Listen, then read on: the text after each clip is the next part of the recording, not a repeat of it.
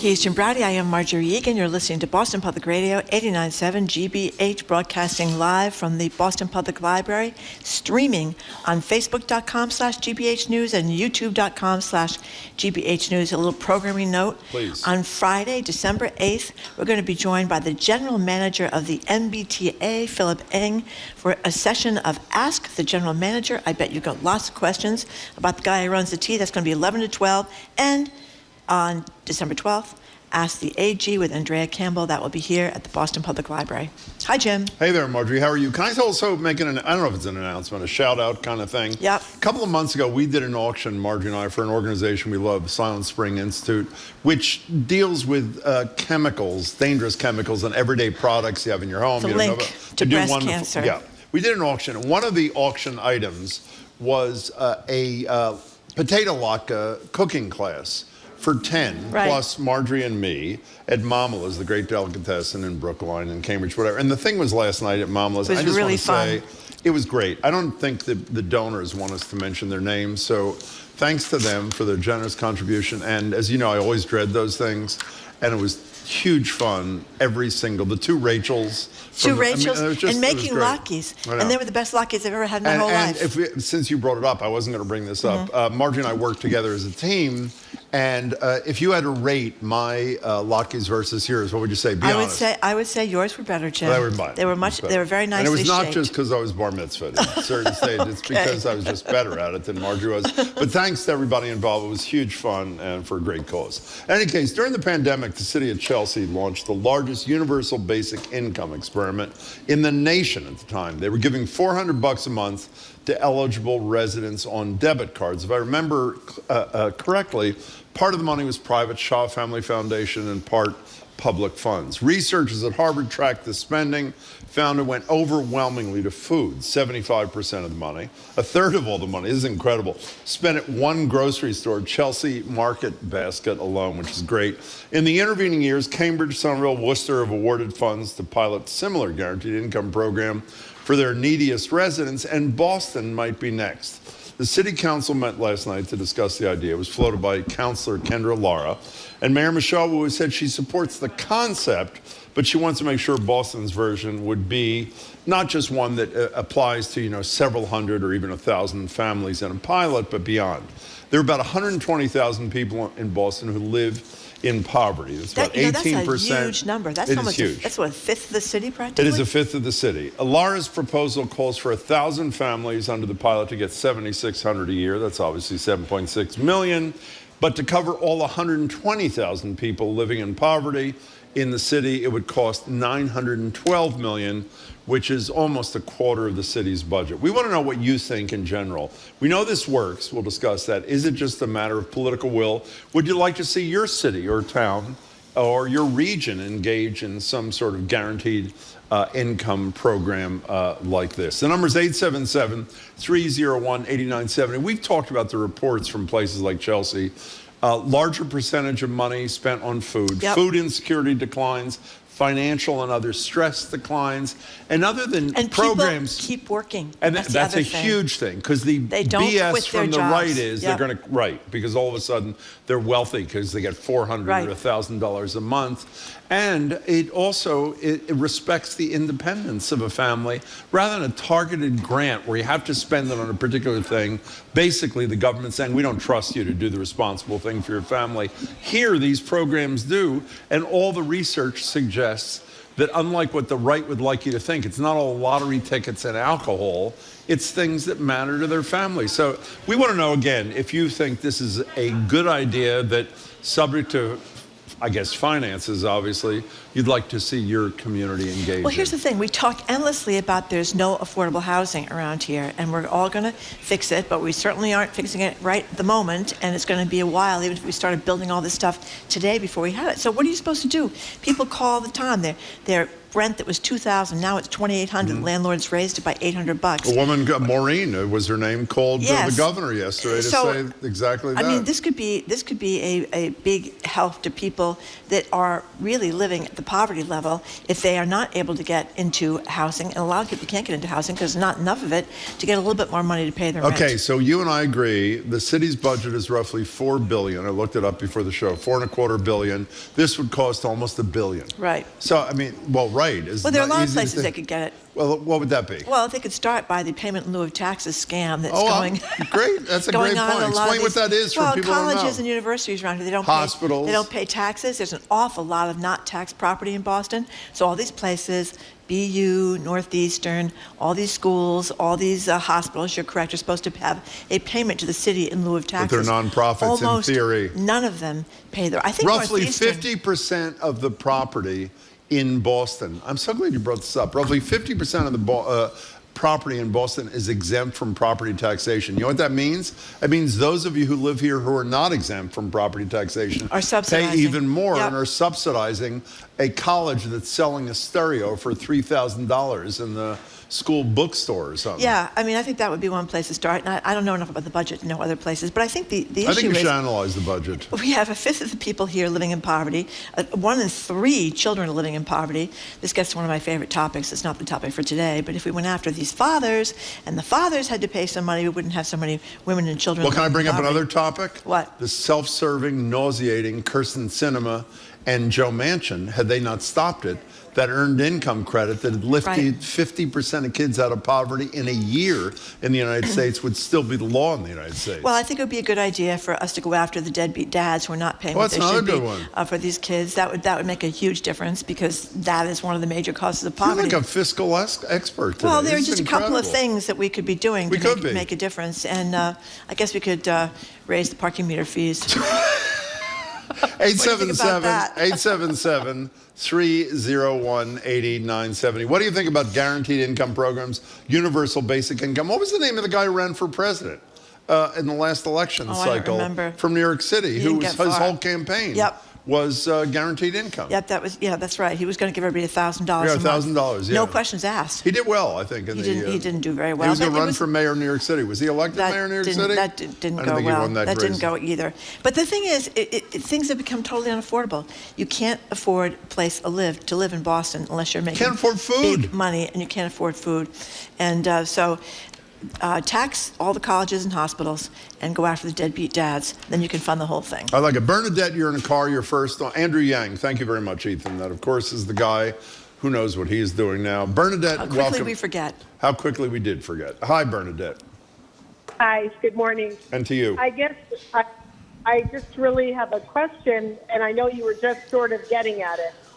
I feel instinctively that if we were to pay 1/5 of the people who live in Boston, to live, that would cost less than all the accumulated costs that come out of being in, grinding poverty, like, I don't know, policing and emergency rooms and, health and all of this. But I don't know the numbers on that, so I guess that's my question.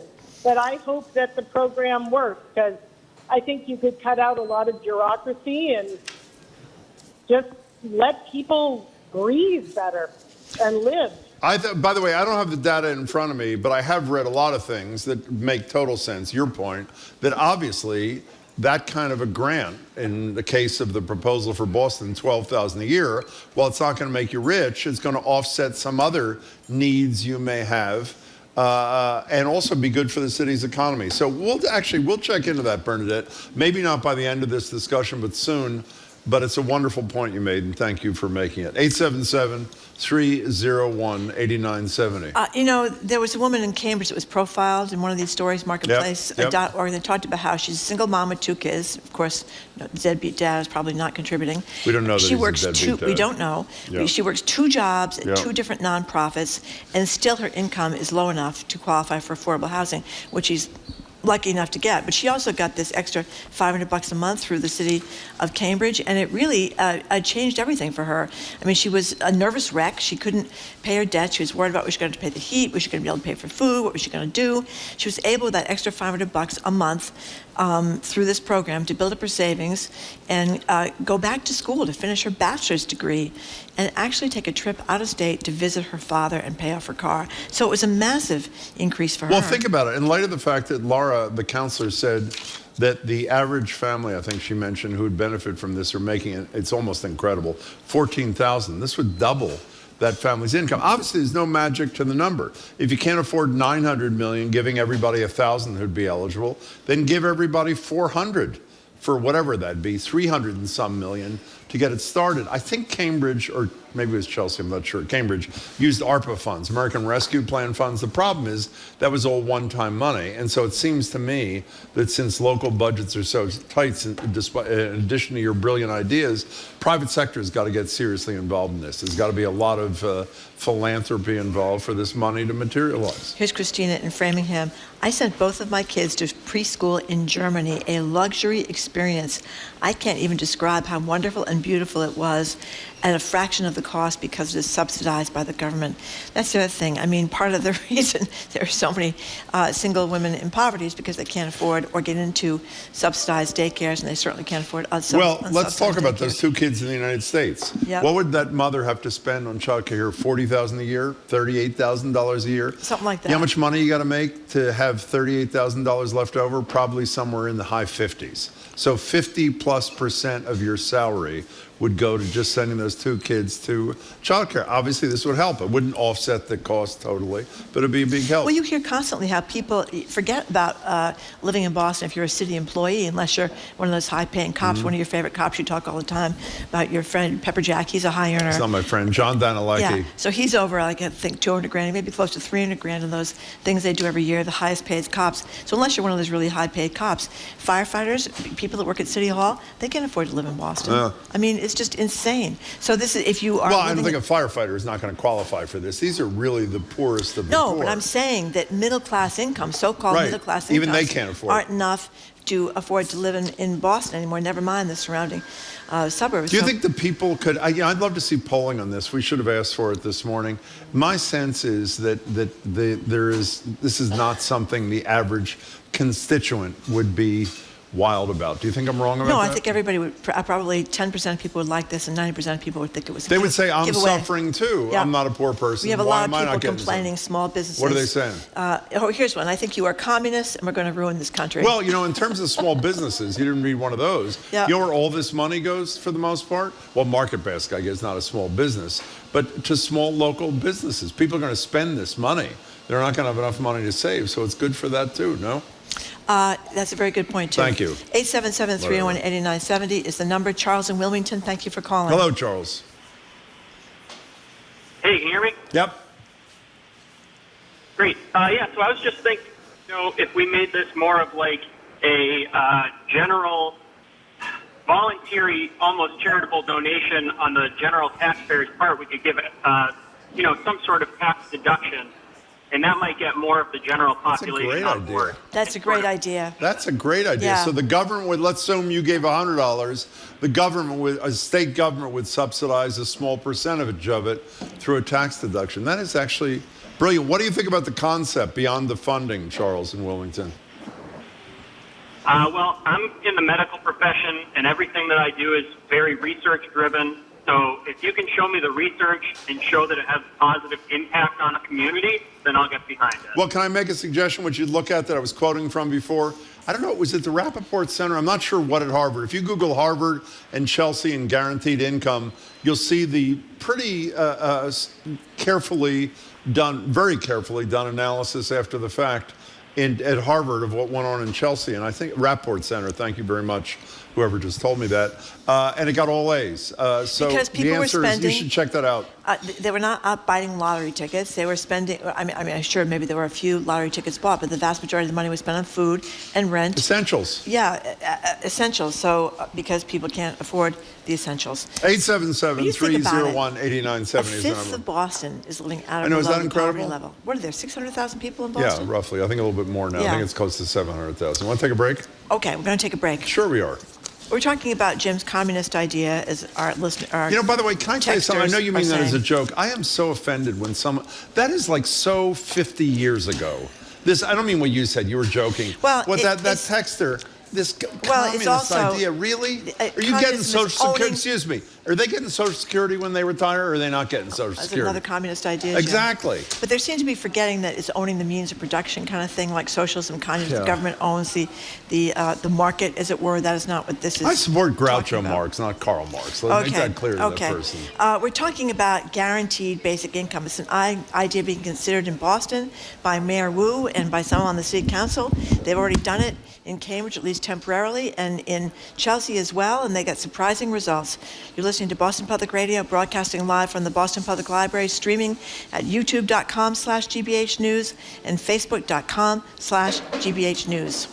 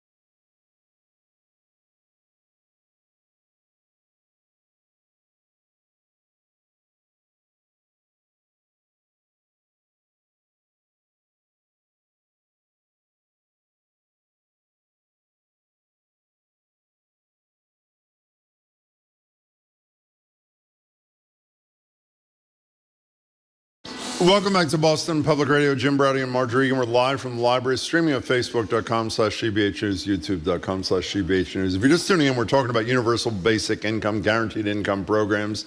That's where a government sends a check of whatever amount monthly to a subset of the population to help them live better lives and hopefully rise out of poverty.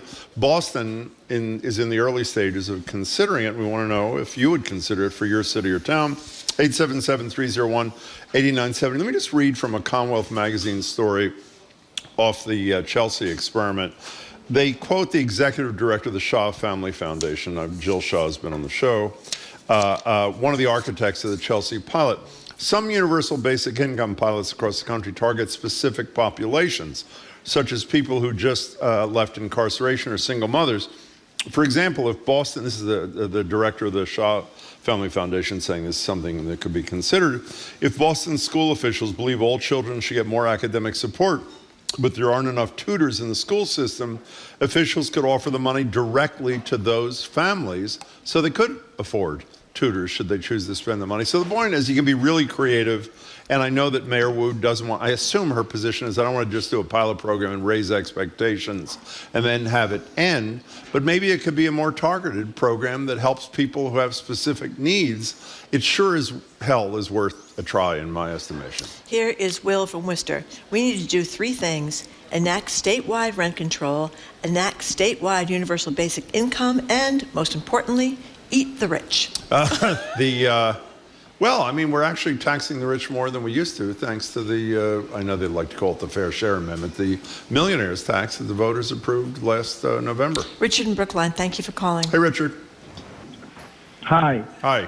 I think it's a no-brainer to a lot of echo there. universal basic income for sure. It's shameful how little we spend on social spending in this country. One question comes up, and that is, what sorts of limitations do you think there ought to be on spending? For example, as from a public policy point of view, do we want people spending their money on Coca-Cola and et cetera, chocolate cereals? But, you know, I don't want to take away people's agency, but I don't want to subsidize things that all of our public health people tell us are bad. Richard, I actually have pretty strong feelings about this.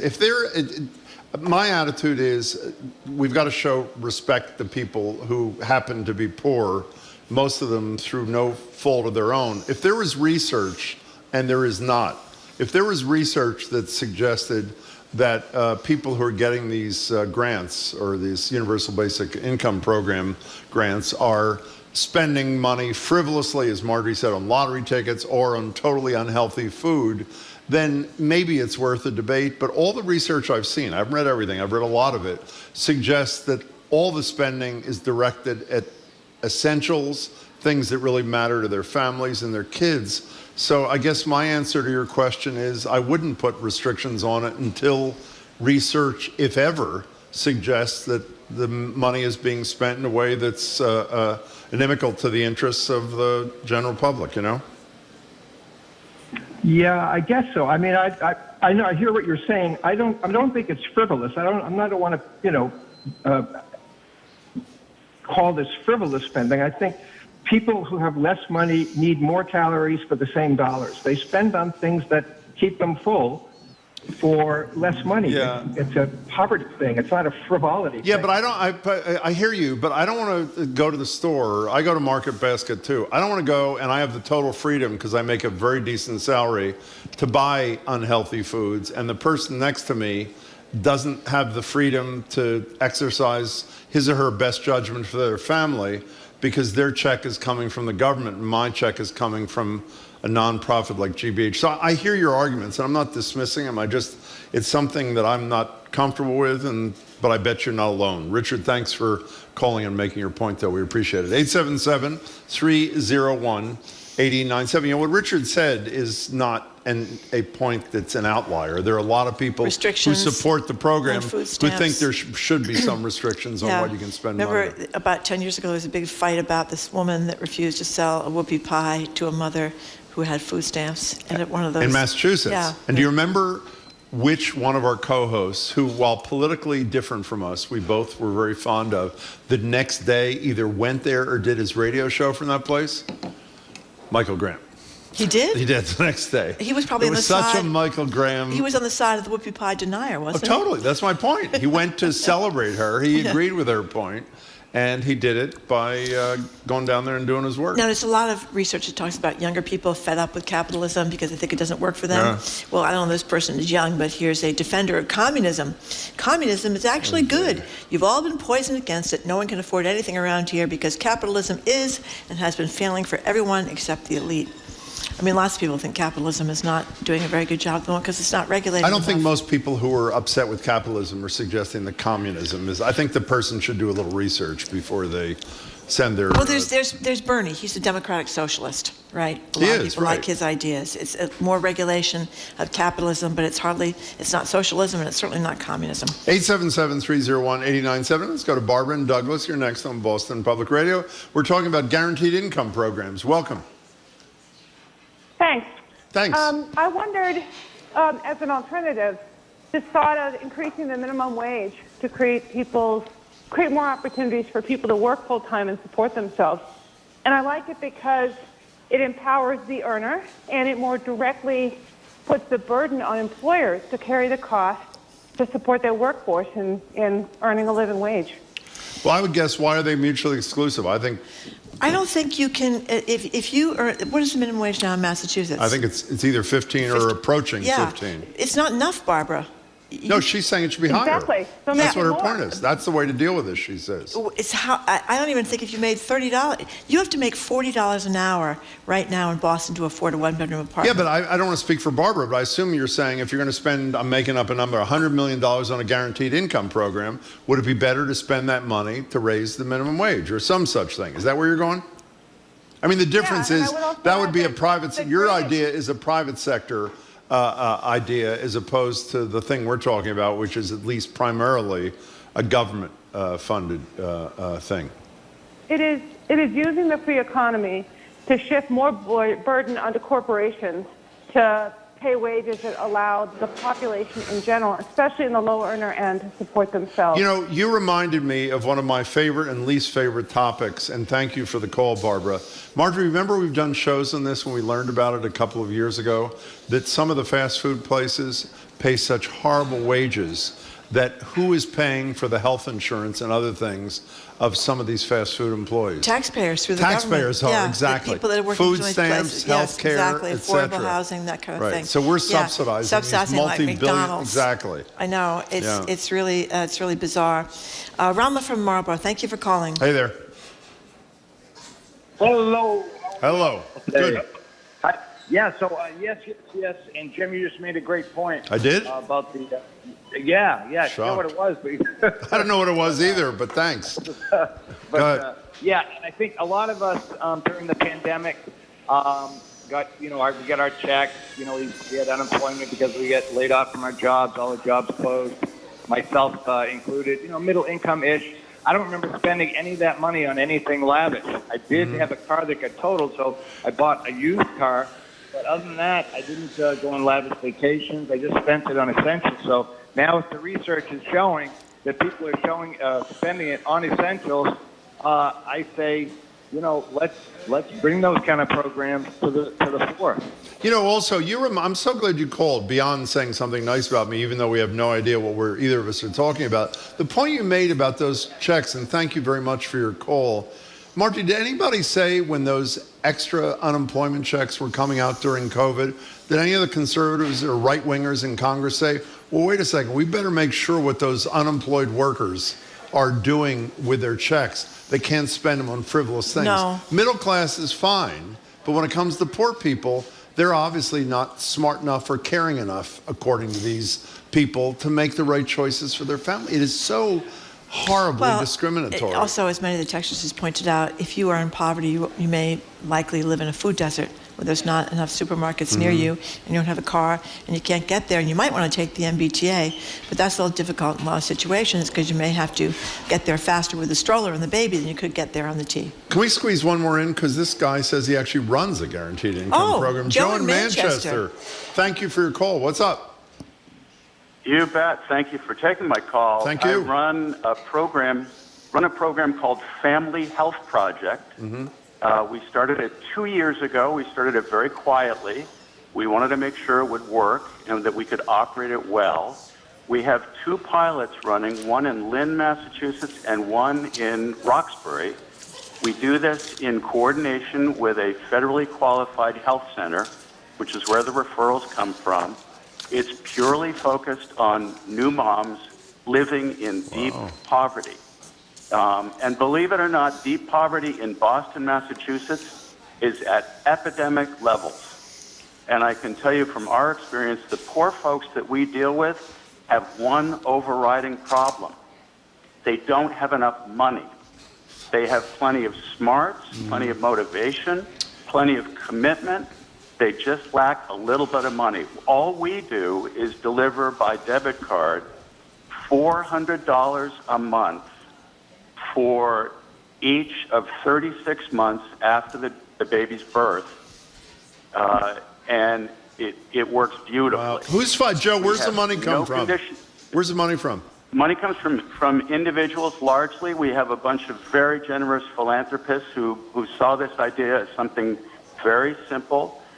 Very scalable. We've built it in order to be able to scale. The only thing that holds us back, and I'd say this on this being Giving Tuesday, the only thing holding us back is money.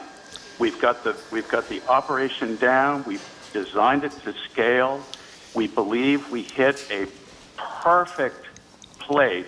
It is if nothing, it is the most impactful way to put $400 a month to work. Hey, but Joe, wait, 2 things. One, don't hang up when you're done. we'd love to have you on, and we'll get your contact information too, since it is Giving Tuesday. What's the website for the Family Health Project? It's family_health_project.org. Thanks. And, and as I say, we've depending on purely on individuals because, and we can get into this at a different time, but there is this notorious cliff effect, which says that if a recipient of funds has too much money, somehow they are kicked out of eligibility for things like Section 8 housing and other benefits programs. We found a way around this because the Commonwealth of Massachusetts, in certain elements, is wonderfully forward-thinking and has deemed Family Health Project unaccountable, meaning we don't count against other benefits programs. Hey, Joe, I can't believe we're about to correct you about your own place. One of our coworkers says it's not underscore, it's dashes. hyphen between Family Health and Project. Are they right? Try either one. Okay. Hey, Joe, one last quick... We'll Google it. Family Health Project. Google it. And Joe, again, don't hang up. Marjorie's got one last question. I just got one last question. I'm just wondering, Joe, how many of the dads are contributing to the support of their babies that you see? Oh, that's an interesting question. Yeah, probably I almost don't none. know. Yeah. I don't understand why we let these guys get away with it. Well, I will say that in a couple of different instances, all of $400 a month, which to most of us is, it's not a lot of money.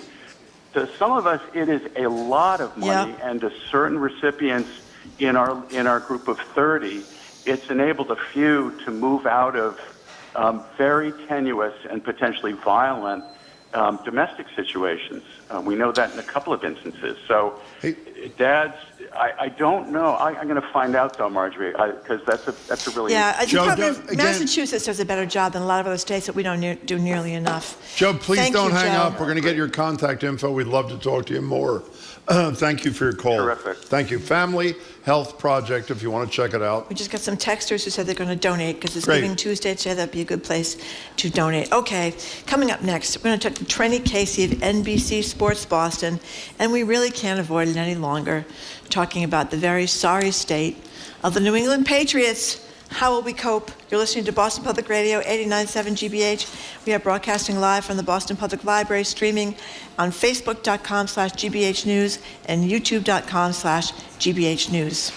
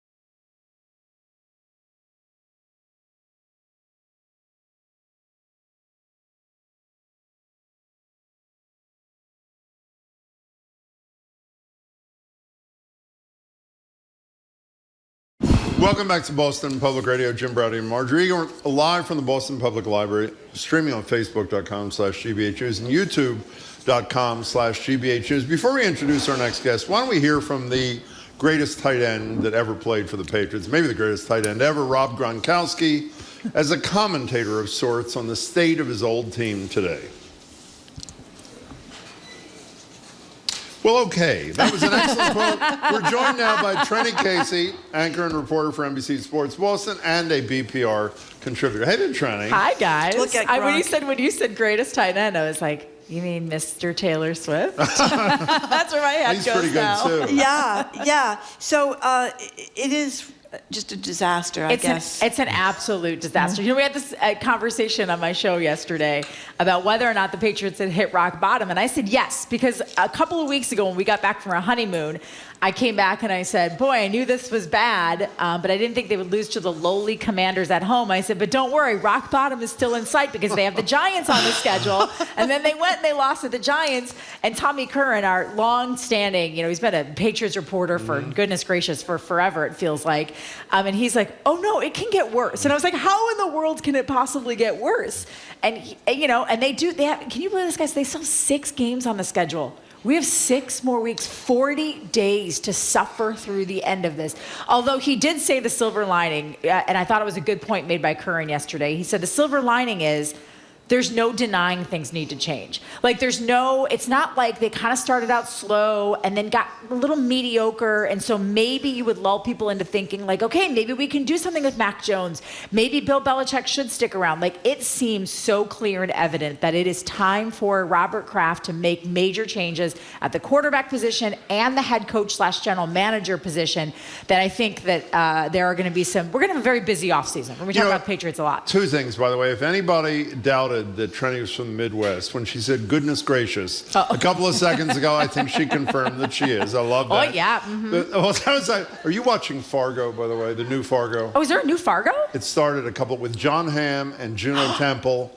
2 episodes so far. Wait, it's on a binge. What is it on? Season 5 on Hulu, on FX. So is it kind of like that one show, sorry, not to get off the sports. Totally different. So it's like True Detective, where each season you don't have to. It stands on its own, yes. Okay, all right, we'll add it to our list. And the accents really did it for me. Oh, it's my point was. It's like listening to my family. I've said to you, and Marjorie knows this, the only time I really listen to talk radio, sports radio is when the teams are doing horribly. When they're doing well, it's not that much fun. It's really the thing I don't understand, I do understand intellectually, because when I was a kid, my whole life was the Philadelphia Phillies, and they were the worst team in baseball by far at that point. People are so angry at Mac Jones, the quarterback, who has been horrible. I feel bad for him. I feel bad for him, too. I mean, what, you think the guy's not trying? He's trying to be he's a 20-something-year-old kid who obviously is failing. But the anger at him is if he's done something to me, you know? Well, and if you want to direct your anger somewhere, direct it at the head coach of the New England Patriots. Because he is in this position. And listen, I'm not going to completely absolve Mac Jones from everything. Like at some point, you know, you need to be able to stand tall and, you know, sometimes absorb some hits or... I'm not absolving him of anything. You know, not completely falling apart. But he is a shell of himself right now. And I think he's a shell of himself because he has had to fight and claw at every turn for his job. And to me, the disintegration of his development began last year when, you know, Bill Belichick in his, and I think it's arrogance, thought that when Josh McDaniels took the job with the, Las Vegas Raiders as their head coach, he thought, who should I put in as an offensive coordinator with a second-year quarterback, a pivotal year for, I know, our defensive coordinator, Matt Patricia, and I'll make our special teams coach our quarterbacks coach. And then it all fell apart, and Mac lost confidence, I think, in Bill Belichick to put him in the best position possible. And then all year long, he wouldn't even, and in the offseason, he wouldn't fully commit to Mac Jones being the quarterback going forward. So then this kid feels like he's constantly fighting uphill. So now he's had 3 offensive coordinators in 3 years, and then they don't put pieces around him. They don't put a steady offensive line in front of him. They don't put weapons around him. Again, I'm not completely absolving Mac Jones. Like at some point, you know, you're a quarterback, it's your job. But he hasn't been put in a position. He has been set up to fail really since year 2. Okay, I don't want to get lost in the weeds, but I have one more point I want to bring up, then we'll move on from the Patriots unless Marjorie has something she wants to. You know, the talk on sports radio when I tuned in after the Giants game was Bill Belichick is definitely gone at the end of the year, and he's going to either be traded to or go to work for another team. And here's my question for you. Who, Belichick? Yeah, or Mac Jones? He is almost Belichick. He's almost the oldest coach in NFL history. I think he's within 3 years of that. Yes. He is unbelievably horrible with the press, which means the press in your town is going to hate him. Yep. 3, he's had 3 out of 4 disastrous years post Brady. Why would any team want this guy? Because you look at what he did. Everyone especially is going to look at what happened to Brady when he left, right? Like that's the parallel they're going to draw. But it hasn't happened with him. But they're going to say when Brady went somewhere else. So Brady, if you really think back to that last year, which was 2019, because Brady declared his free agency and left for Tampa in March of 2020. They lost 3 of 4, I think, down the stretch, and then they got beat at home in the first round of the playoffs by the Tennessee Titans. Brady's career ended with the Patriots on a pick 6.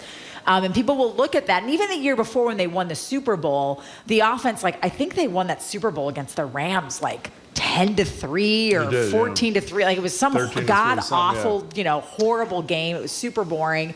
But then he goes to Tampa and then a fire is lit under him and he looks like old Brady again. So I think a lot of teams will look at Bill Belichick and say, well, you know what?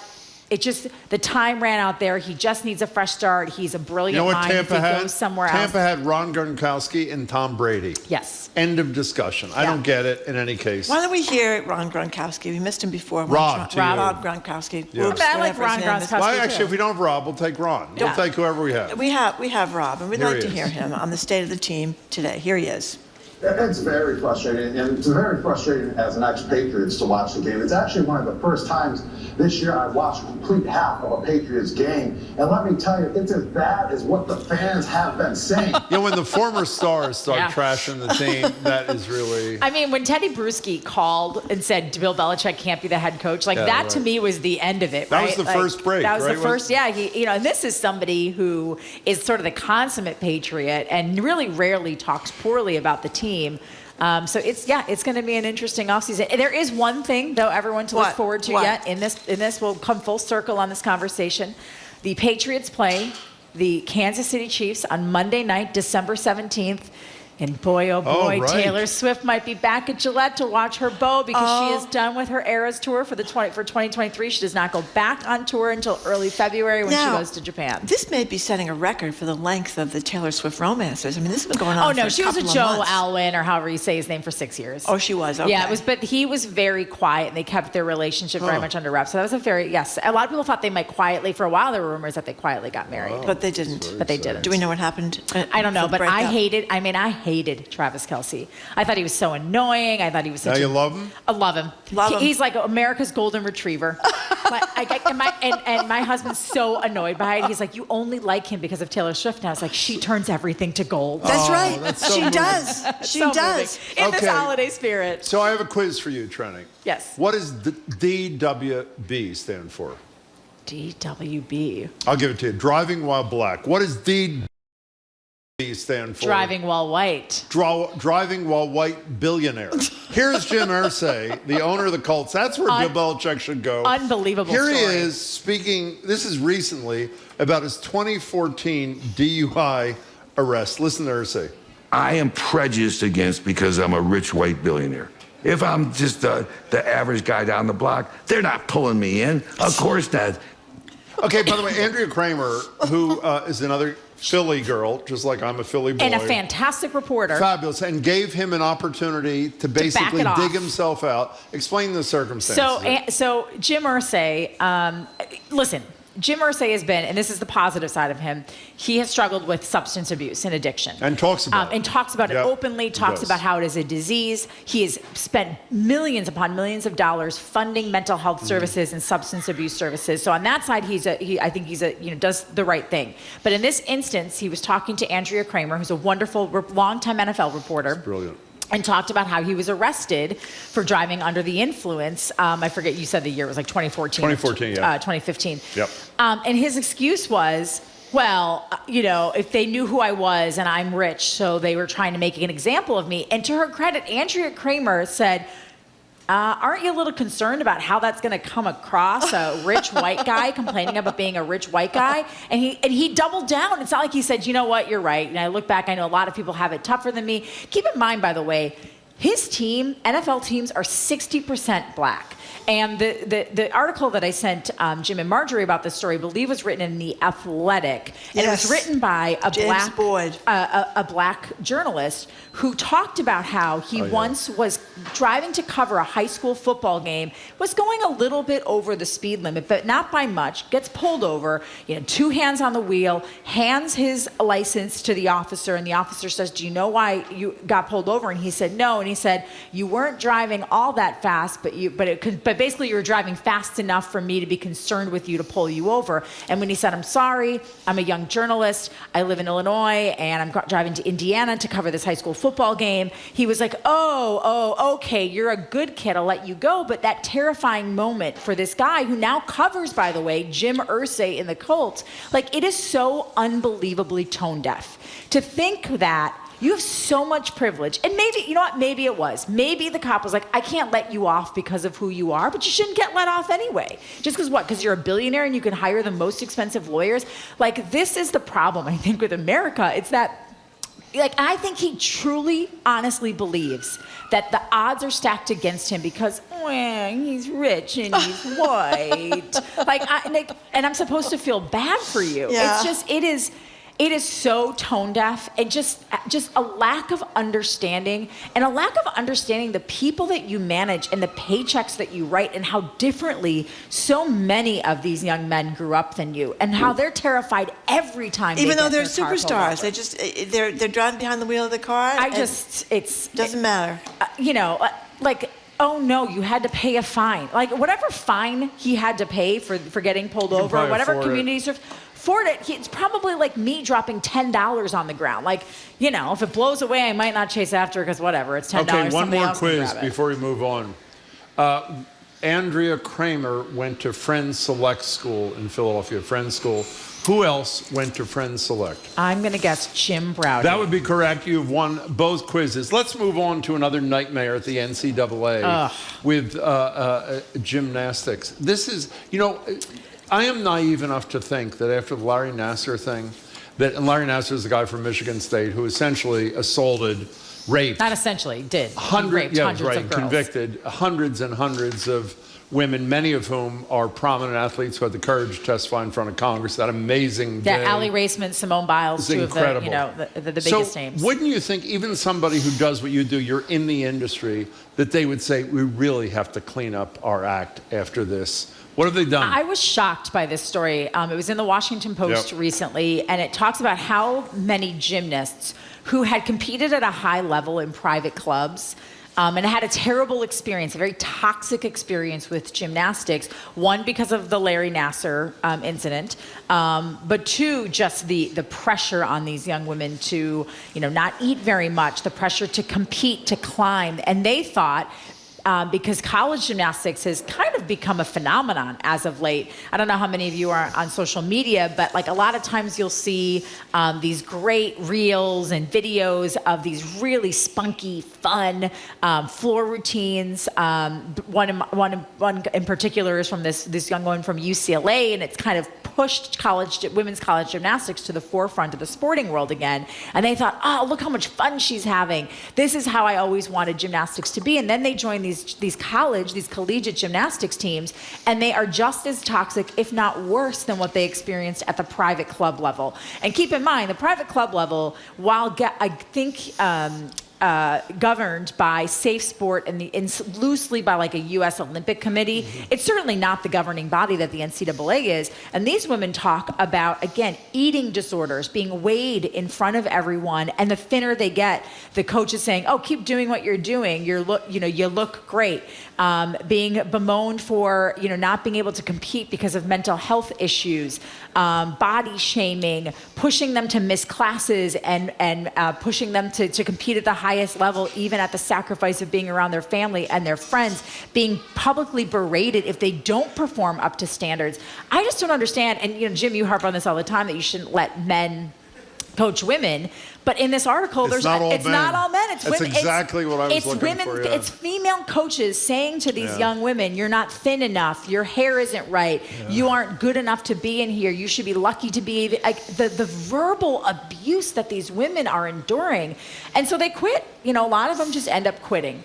And the NCAA just that. Charlie Baker's not quoted in this piece, was he? He is not quoted in this piece. And I have to say, one of Baker's great qualities when he's governor is he doesn't just care about the high-profile types. He actually does care about, particularly in athletics. But there's nowhere in here, we should say, there's nowhere in here where it says we reached out to Charlie Baker and he declined comments. Wonder, my guess is that they did not reach out. I don't know if they didn't reach out or whatever happened, but he's not quoted in that. And if they quit, did they lose their scholarship? Of course you lose your scholarship. I mean, that's the other thing, too. Then what are you going to do? You're going to be halfway through college? Also, some of these kids are scarred. I mean, it's not just losing their scholarship and losing the ability to compete in a sport they love. You read about their lives after the fact, after being abused by these egomaniac coaches. And especially the eating disorder thing, right? Like a lot of these young women in this piece talk about the push to be thin and the push to be small and how that leads them to developing eating disorders. Like eating disorders don't just magically go away when you stop competing in gymnastics. Like that is a mental health issue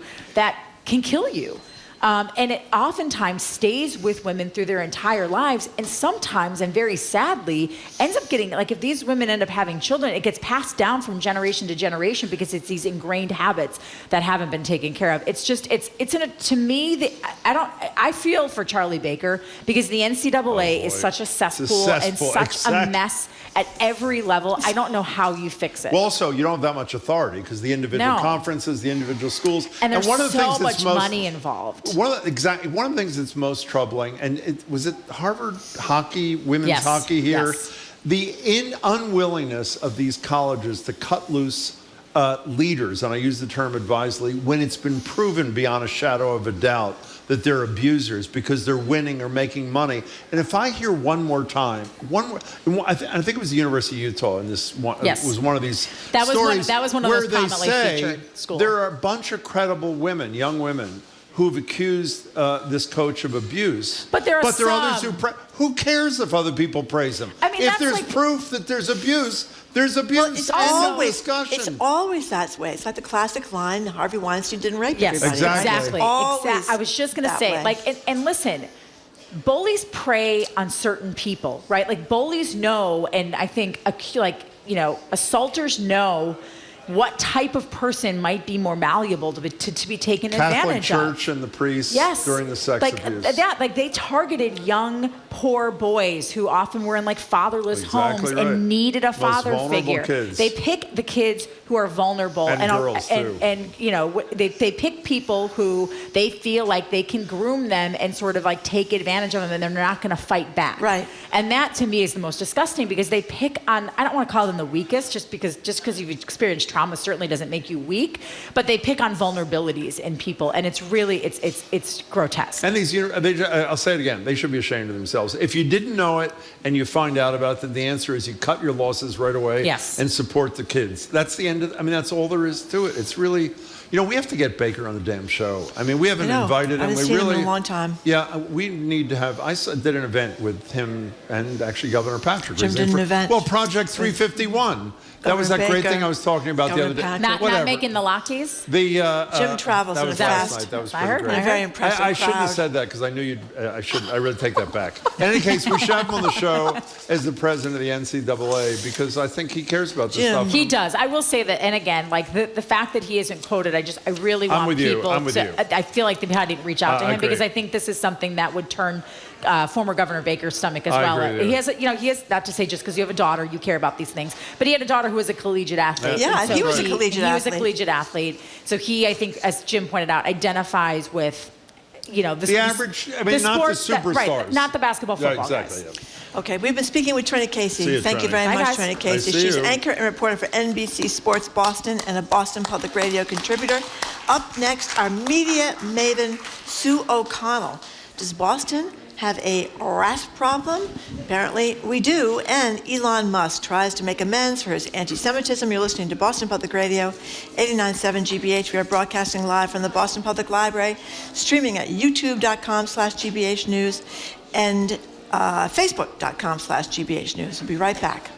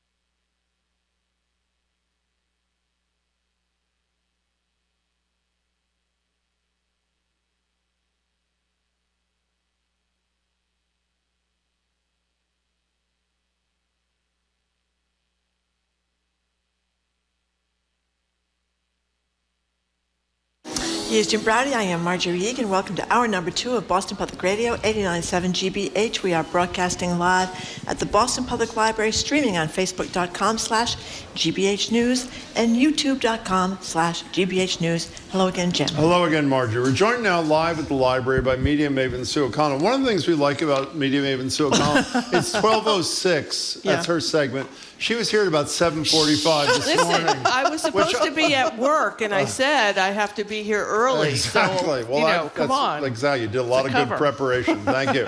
She is co-publisher of Bay Windows in the South End News. She co-hosts At Issue every Sunday on NBC 10 after Meet the Press. Hello, Sue O'Connell. Good day. Good day to you, Good my to friend. see you. Yes, indeed. So, Sue O'Connell, Marjorie, you can. Elon Musk reacted to it, which I think everyone would agree was an anti-Semitic tweet with the words, "You've actually told the truth," or words to that effect. He took a lot of blowback. Dozens of major advertisers suspended their brand. He's now trying to make amends. So I guess he called up Benjamin Netanyahu and said, "I want to come visit." Yeah, what a wonderful room that would be sitting into. What a right? twosome. What a twosome. What an enjoyable time that would be. So I guess there's a couple of ways you can look at this. One is, remember when Donald Trump went to the African American Museum and started to understand and learn some of the horrors and atrocities of American slavery and came back and said, remember what he said? That Frederick Douglass is doing a great job. That's right. So you can also think that maybe this has been a good idea that Elon Musk goes and visits Israel and he talks to people in Israel and he maybe gets some education about the situation in Israel You're and the kidding, people of I Israel. hope. Are Of you course I kidding? am. Okay. So you can look at it that way, but the reality is that Elon Musk is and X is in free fall regarding advertising. He is incapable of picking a team. I mean, either he is not smart enough or disciplined enough or getting enough sleep to make proper decisions about what he does or doesn't do publicly. So he goes to Israel with Netanyahu and he basically continues to say things like, no one should die, or, Israel has a right to exist. He said October 7th was, quote, troubling. That was troubling. Troubling. Troubling events happened. So it's, for both of them, I think we can't avoid the fact that Elon Musk is not only the wealthiest person in the world, but an incredibly important person. He is.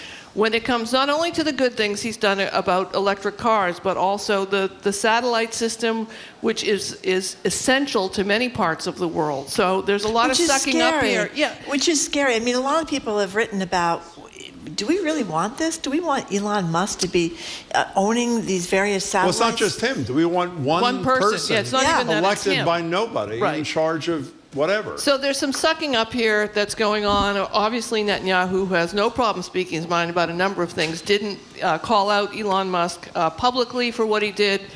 We can hope.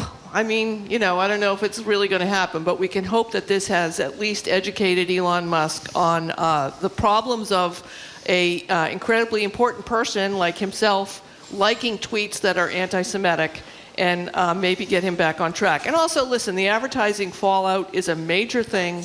We talked about this, I think, last week. Brand integrity, protecting your brand, is what many major companies want to do. And and X is really only making money from advertising. So we'll see what happens. So, I mean, it's kind of troubling. Can we talk about the only person of equal caliber who is missing from that twosome, Donald Trump? Unfortunately, Trump was not there. There is a fabulous piece by Michael Schmidt, Maggie Haberman, Jonathan Swan, some of the great reporters in the New York Times. A troubling Trump pardon and a link to the Kushners. What a shock. And this is about this guy who was pardoned, I think, in the last hours of Trump's presidency, this guy, Jonathan Braun. Can you tell a brief tale about the life and times of Jonathan Braun? Yeah, I mean, for fairness sake, if you look at the pardons of any president as they're heading out the door, usually there's some troubling ones in there. But usually what happens after these troubled people are pardoned, they don't cause more trouble. They usually go off into the sunset and we don't hear from them again. But this Jonathan Braun character, who was a predatory lender, and had taken advantage of businesses that were tight on cash flow to give them loans that there was no way that they could possibly pay back. He was in prison, he was pardoned, and as soon as he got out, he immediately started doing it.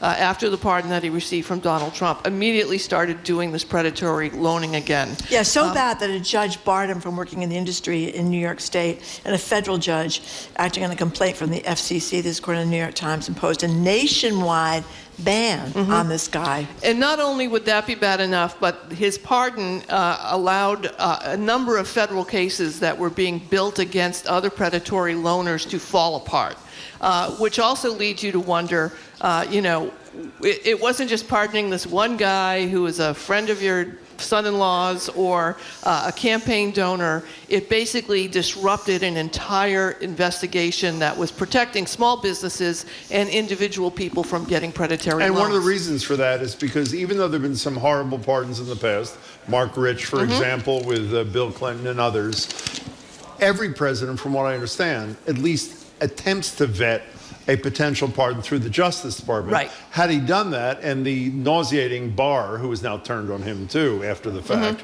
his Attorney General, says, I didn't know anything about anything. We asked, at least they vet him through us. Arguably, they would have identified that and maybe persuaded Trump or his people that you're destroying a federal investigation. Yeah. Maybe you shouldn't do this. I think he would have done it anyway. Well, he probably would, I think but that's he probably so the question now, and this is the discussions that a lot of folks in the political world and political media are having right now. I spent the holidays having people tell me that we're not paying enough attention communicating what Trump is doing and what the danger to another Trump presidency would be. I reminded one of my family members that a couple of years ago you said all we do is report about Trump and all we do is report What'd about they all the say? tweets, and What'd they just they looked say? at me and said, well, now it's more dangerous. So, these are the kind of facts in the reporting that you need to seek out and share with your families and friends, that if Trump is elected again, you could expect more of this. Like, the best predictor of future behavior is That's past right. behavior. Yep. So if you are concerned about small business owners being taken advantage of for not having enough cash by predatory loaners who end up, taking their assets and putting them out of business and destroying their family, then, this is what you're going to see. Okay, can we By add the a way, fourth? we have a dreaded local angle. What is it? Alan Dershowitz. Oh, I forgot about that. Yeah. He I was trying to represented avoid him. that. That's Yes, right. that's correct. I just want to see some How Cambridge, unfair is it Cambridge that lawyer. he's been barred from terrible. all I was those just gonna parties say on in the Martha's Vineyard, Vineyard? it's terrible. Well, everyone's entitled to a defense, Jay. Okay, so we were originally talking about Netanyahu and Musk together. Yes. Then I made the fine point that it's a shame that someone like them, Donald Trump, wasn't there. And let me add a fourth person that should be there, a rat. Yeah. So can you describe the video on Caught in my Southie? God. Yes. Which And- is run by a wonderful woman. What's her name again? Maureen Dayhill. She's fabulous. And her partner. It's great. And I also want to plug at NBC 10, we'll be playing this video you will? nonstop probably Great. this afternoon Describe the starting video at 4. if you can, So please. there's a person in the Fort Point neighborhood of Boston just walking along. Walking along. And a rat has decided to come toward him and run up his leg. In the his leg. daytime. In the daytime. Yeah. Yes. You can see it over at Caught in Southie and over at NBC10Boston.com as well. And this is building on not only my expertise as a wildlife person Because here of the in coyotes, Boston. if people And I've been haven't heard, taking yeah. pictures of hawks and bunnies and Yeah. stuff. It's Okay, my fine. thing. I know Cy might think that I'm getting into Cy like Montgomery, that a would little be. bit of her Thank She'll leg. be with us tomorrow. Yeah, She's so- a little nervous about your growth. But the in rat your- situation, which we talked about 2 weeks ago, You brought it's- it up with Mayor Wu. I Didn't did. you cross with Wu when you I were here did. last Every time I see Mayor Wu, it's Okay. the one point of the Yeah. city that I Rats. talk Let's to talk about is rats. There's in my neighborhood in Fort Hill, there's a number of cracks in the sidewalk. Ruby and I were out seeing Darlene Love up we at the love Cabot Darlene in Love. Beverly Great. on Saturday, and I got out of the car, and this rat popped out of the sidewalk in a crack with a piece of bread in its mouth. Really? Right? Came up through a crack in the Like, sidewalk. it's amazing how small you forget. They can squeeze into little through, and things, it yeah, popped up, amazing. and I was like, "Oh, great!" I'm not Okay. even afraid of them anymore Yeah. because it's really I like. am, actually. So anyway, so I put a 311 report in, and they're going to come and bait it. But the problem with the rats, which we're seeing, and now they're not afraid of us because they're crawling up people's legs when they see them, is that we have to do something about the food waste. Right. That's the problem. We're not going to kill all the rats. Yeah. There's lots of them, so we have to contribute. Compost. This composting program I that the love city of it. Boston has. I know Mayor Wu said last time she was here, there's a couple of spots left. We need to go forward with that. We have to get people to put their garbage in Boston in plastic bins, not just plastic. You know what's so Now- great about it? You know what's so great about it? You don't feel guilty about all the food waste. That's one thing. And you don't have all the stuff that's going to get putrid in your garbage, Right. sitting in the kitchen. In the Or When was the outside. last time you composted, I Margaret? Come compost on. every week. You do not. I certainly do. I have a little green composting buy- thing, I don't black believe earth that. composting. I tried to, They but I come, failed. They come. Oh, it's very fun. You They know, come pick it up every okay. Monday. It really is. Speaking of- It's my hobby. Speaking of food waste, I don't want to give it anything away, but at the end of the show, we're going to talk about a behavior that's written about at the Vice website about people taking unfinished food off tables that strangers had been eating at. Now, I would argue it's a good thing, as I will at about 1:45, because it is good for climate change, because it reduces food waste, which is a horrible thing. Where are you on the issue? Listen, if anybody has been a parent or a sibling, right, you're eating your family's food all the time off their plate. That's How true. about if they're not your family? What difference does it make? I'm with I you. mean, there's I really am no with you. difference between your germs and my kids' germs. Beautifully put. And, you know, we are living on a planet Yeah, we with are on a billions planet. of people Yep. all up in our space. So what That's if right. I eat a piece of bread? That, You ever know, done that? I've never eaten, no, because I don't want to end up being a viral sensation. Did you see a Sue note? O'Connell eating off Marjorie Egan's plate when That's she right. leaves the room. Did you see a note from our staff member, Nicole? What'd she say? There's a baby mouse in her boyfriend's kitchen sink, too small to jump out. Oh, did she help it? Bravely grabbed it with gloves and put it outside. When you put it outside, of course, it comes That's right back really- in the house, Nicole. But that was very nice of you to do that. Sometimes they really are teeny tiny things. How would Yeah. you feel if a rat, I mean, she isn't troubled by it. Climbed If up it my leg, climbed up your I'd have leg, a heart attack. I would too. Yeah, no, I don't want any rats climbing up my legs. And this is what I love about this video is that they actually stop to help them. It doesn't go They're on for laughing. 12 minutes. They're But it is laughing. kind of, you see this rat coming at you, climbs up Guys your leg. like I know. They're bold as brass. Yeah, they are because The Canada geese as well. It's their world. It's their world. Have It's you ever their noticed how world. Canada geese, you can be I walking ever around. noticed? When you walk around restaurants, We've discussed not restaurants, every Canada reservoirs. goose, their beak is at crotch level of every Jim, man that's in turkeys. America. Jim has an No, it is obsession not. with animals It is at crotch Canada geese. level. They He go always right brings for up the crotch. level. What do you make of that, Sue? Well, I have my stick and my whistle and my flashlight. That's the coyote so I'm ready stick. to go. Well, I use it on the. I'm actually more afraid of the turkeys than I am of the you know, I don't know if you saw the PETA over Thanksgiving. No. They put out a tweet that showed turkeys sitting around a table and a human in the middle and said, turkeys wouldn't do this to That's us. pretty good. And like everyone in Brookline and Newton said, you obviously haven't met a turkey. That's right. That's right. That's right. Okay, Let me ask you so one more this- question. yes. Can I digress for one more second? Go ahead. It's another issue that matters to me. Okay, Yes. go ahead, If Jim. someone mistakenly says Canadian goose as Yeah. opposed to Canada goose, do you correct them? I call Alex Beam up right Oh, away. that's right. Yeah. And I ask forgot. Alex Beam what I should forgot say. Should I about say that. coyote or coyote? He Should says I say coyote, by the way. I know. He he's wrote full several of it. columns about Many it. columns. Yeah, coyote versus He's a fan of the coyote. Canada geese. Canada So goose. this is why Joe Biden's doing so poorly, that all of America goes to McDonald's and they're finding that the prices at McDonald's are too pricey. I don't understand how they could possibly pay $16 for a double quarter pounder BLT with fries and a Sprite. This person claims in Idaho that they did. But, you know, apparently even the Big Mac can be much more expensive than it used to be. You're missing the point of the story, with I all am? due respect. This $16 thing was $16. That's why they're mad at Joe Biden. Yeah, but it was a special. Well, you explain it. Yeah, so here's the deal. This is what's driving me crazy. I am not a very smart person when it comes to numbers. I am dyslexic and I am confused. But my mother once, I'm going to get to the point of the story in a I second. hope so, yeah. My mother once, when I got my first paycheck, I said, look, I think I'm making more than Dad made as a truck driver when he started. And she explained inflation to me, right? You Yeah. know, so whatever you're making now, 20 years ago was different. So I don't never say something compared to something is accurate unless I use an inflation calculator. Wow, that's amazing. This story is about how people are posting how expensive things are and are running away without the context, and it's hurting our understanding of this very complicated economy right now. So this person posted this $16 McDonald's meal. I mean, it wasn't true? It No, was it true. is It was true. a special. It was a special item that you Oh. could get that was not the usual. You can still, as I often call Jim from.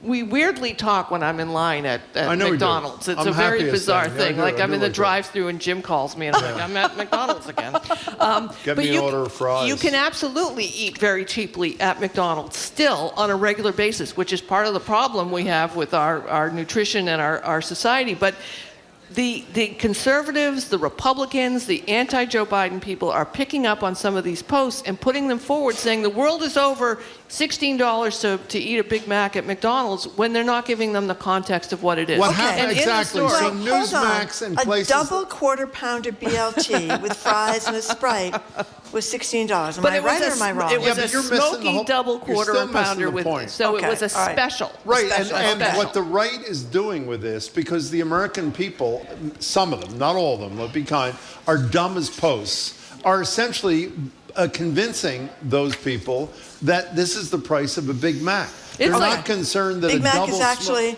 $5.89. You can still eat at these fast food restaurants for pennies, basically. And that's what the problem is with nutrition. But with the problem with communicating the economy, so in the story, they basically say, what is the administration supposed to do? Are they supposed to come out and correct these posts? And I think they should. I think they that it's should, time too. to fight back around with what's actually happening with the economy. I absolutely have sticker shock whenever I'm buying anything, and things are definitely more expensive. But why are they more expensive? Why is it more expensive to go out and eat? Well, you're paying more because people are making more. You're paying more because people are trying to make money How back many from days COVID. in a row has the price of gas gone down in this region? It's been 60 days. 60 It's days. been Very good, Marjorie. 60 days He's always in a shocked. You row. ever notice this? was Whenever he really- asks me a question and I get it right, he's stunned. Well, you didn't He understand can't the believe it. McDonald's story, Normally, so- she's dumb as a post, but every once in a while. No, that is really. We're going to get Okay. texts about that. You never called me dumb You're one as of a the post. smartest people I've said, ever known. You said almost dumb as a I post a never couple said of that. times. Can I ask you one question? What's 3 times 17? I'm not going to answer any more questions. What's it's Thank 51? you. Thank you. Well, it's like close I said, enough. I'm not good with numbers. Close Yet I enough. understand the economy better than most people. So Apparently there you do. go. Now, Okay. can I ask you one last thing before Yes. you go here? Is it only talk show hosts who care when Merriam-Webster comes out and say Yes. what the word of the year I is? care. Why Yes. do you care? And of course, I'm a talk show host, I guess, Well, aren't I? who else cares about it? What is the word of the year? Even though I'm Why almost dumb and as a why should post. we care? Yes, the word of the year is, let me see if I can remember it. Authentic. Authentic, right. Thank you. So it's authentic, and I think it's interesting because it's about the misinformation, the disinformation, the artificial intelligence, the deep fakes, and all of the things that we're going to be experiencing in this very exciting 2024 presidential campaign, that authentic is really the word. So I think we should take it to heart. I think we should take it as an opportunity that when you hear news, you see a post, you see that a Big Mac costs $16, think, is that authentic? And then dig a little Excellent. deeper. Now, How's let me. that? So you didn't answer my question, but that's Oh, fine. yes. But can I bring up something that I brought up with Marjorie before the show tomorrow? Because we have a couple of AI guests on tomorrow. One of my favorite Twitter sites is, I don't know what the name of it is, it begins with a B. It's like an animal video thing. And when you're feeling down, you Google this. And for example, this morning, the first tweet was a cow repeatedly sliding down a hill with snow. And it makes your heart warm. Yeah. Kind of, oh, how nice that is. The cow's having fun, whatever it is. And then I turned to Marjorie and I said, how do we even know anymore if this is real? We And don't. then after she said to me, we don't really care, I said, well, will we care in late October when there's a Trump ad that has Biden saying, I am too old for this job. I've got some dread disease, and I'm probably not going to live through a year, and it's a deep fake. I mean, what are we going to do about this? Yeah, no, it's a serious concern, and I think the Republican National Committee already used an ad in this calendar year that they had put some AI information together in some recreated things. It is. I was trying to end on a happy note. It's inauthentic. It's inauthentic, and it's really very troubling how we're going to be able to parse through what's real and what's not real, and how we're going to be able to make our own decisions about what to do. It's just the stakes are continually getting higher, and the information for most people, and I don't even mean like just average people, like a code word for people who aren't smart. All of us are overwhelmed with information that we can't figure out. You know, for people who are not worried about this, unlike Sue and me, are you worried about it or you're not? I am worried about it. I'm dreading the whole election cycle. For people who naively Just think horrible. that you'll be able to figure this out, the first deep fake all of us ever saw was Nancy Pelosi. Right. Where they essentially manipulated this video to make it seem like she was drunk when she was giving a speech. And I have to say, while it was primitive, it was, several years ago, if you looked at it closely, it looked like she was drunk while she was speaking, I think on the House floor or something. So fast forward whatever it is, 4 or 5 years since then, and how much the technology has progressed just since, what is it, October, November, since ChatGPT came out. Yep. This is a real serious threat to democracy. Yeah, I mean, we're on a precipice. You know, we're in that sort of, before the last election, like remember when Barack Obama used email?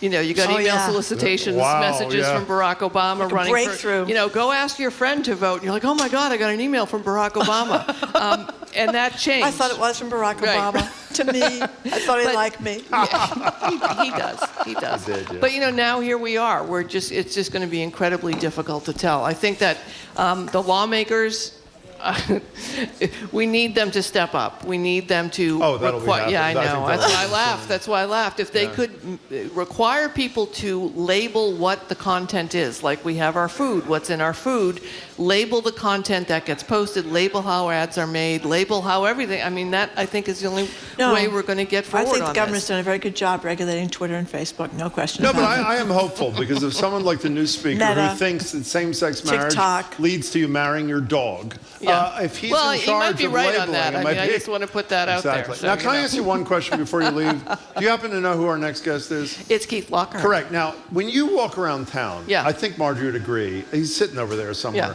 Everybody says this guy is the greatest guy ever. Yeah. Now, I love Keith Lockhart. Yeah. He's like a. What do you really think about Keith? Tell the truth. Considering the last time I think I spoke with Keith Lockhart, I was filling in for you on your TV show. What happened? And he told me I was so much better. There you go. Right? Didn't you say that? There you go. Yeah, maybe, you know, I don't know. No. So you think he's as nice as everybody else does? Yes, he's a national treasure. He is a treasure. He is a treasure. He's and a treasure. Like, well, you're sort of a treasure, too. No, not Keith Lockhart, but I'll keep working on it. Thank you, Sue. Sue's been here 6 hours now, actually. Seriously, great Sue O'Connell. Media maven. Media maven. Sue O'Connell. Sue O'Connell, our media maven, is also co-publisher, when she's not mavening for us, of Bay Windows and the South End News, and co-host At Issue every Sunday at NBC 10, which appears right after Meet the Press on Channel 10 on NBC. By the way, I've caught your show. It's really good. Okay, thank you. I don't mean like I'm surprised. It's really, no, I really mean it. It's a really Appreciate good show. that. Thank really you. Love it. Yes. What's thank your co-host name? Corey Smith. He's terrific. He is very You guys smart. are great yes. together. Thank it's really you. good. Thanks. Okay, coming up, the man we were just talking about before, the legendary Keith Lockhart, who is the conductor of the Boston Pops. He's going to talk about Boston Holiday Pops. They kick off their 50th season this Friday. There's some really special concerts this year. He's going to tell you all about those and more. You're listening to Boston Public Radio 89.7 GBH, broadcasting live from the Boston Public Library, streaming on youtube.com/GBH News and facebook.com/GBH News.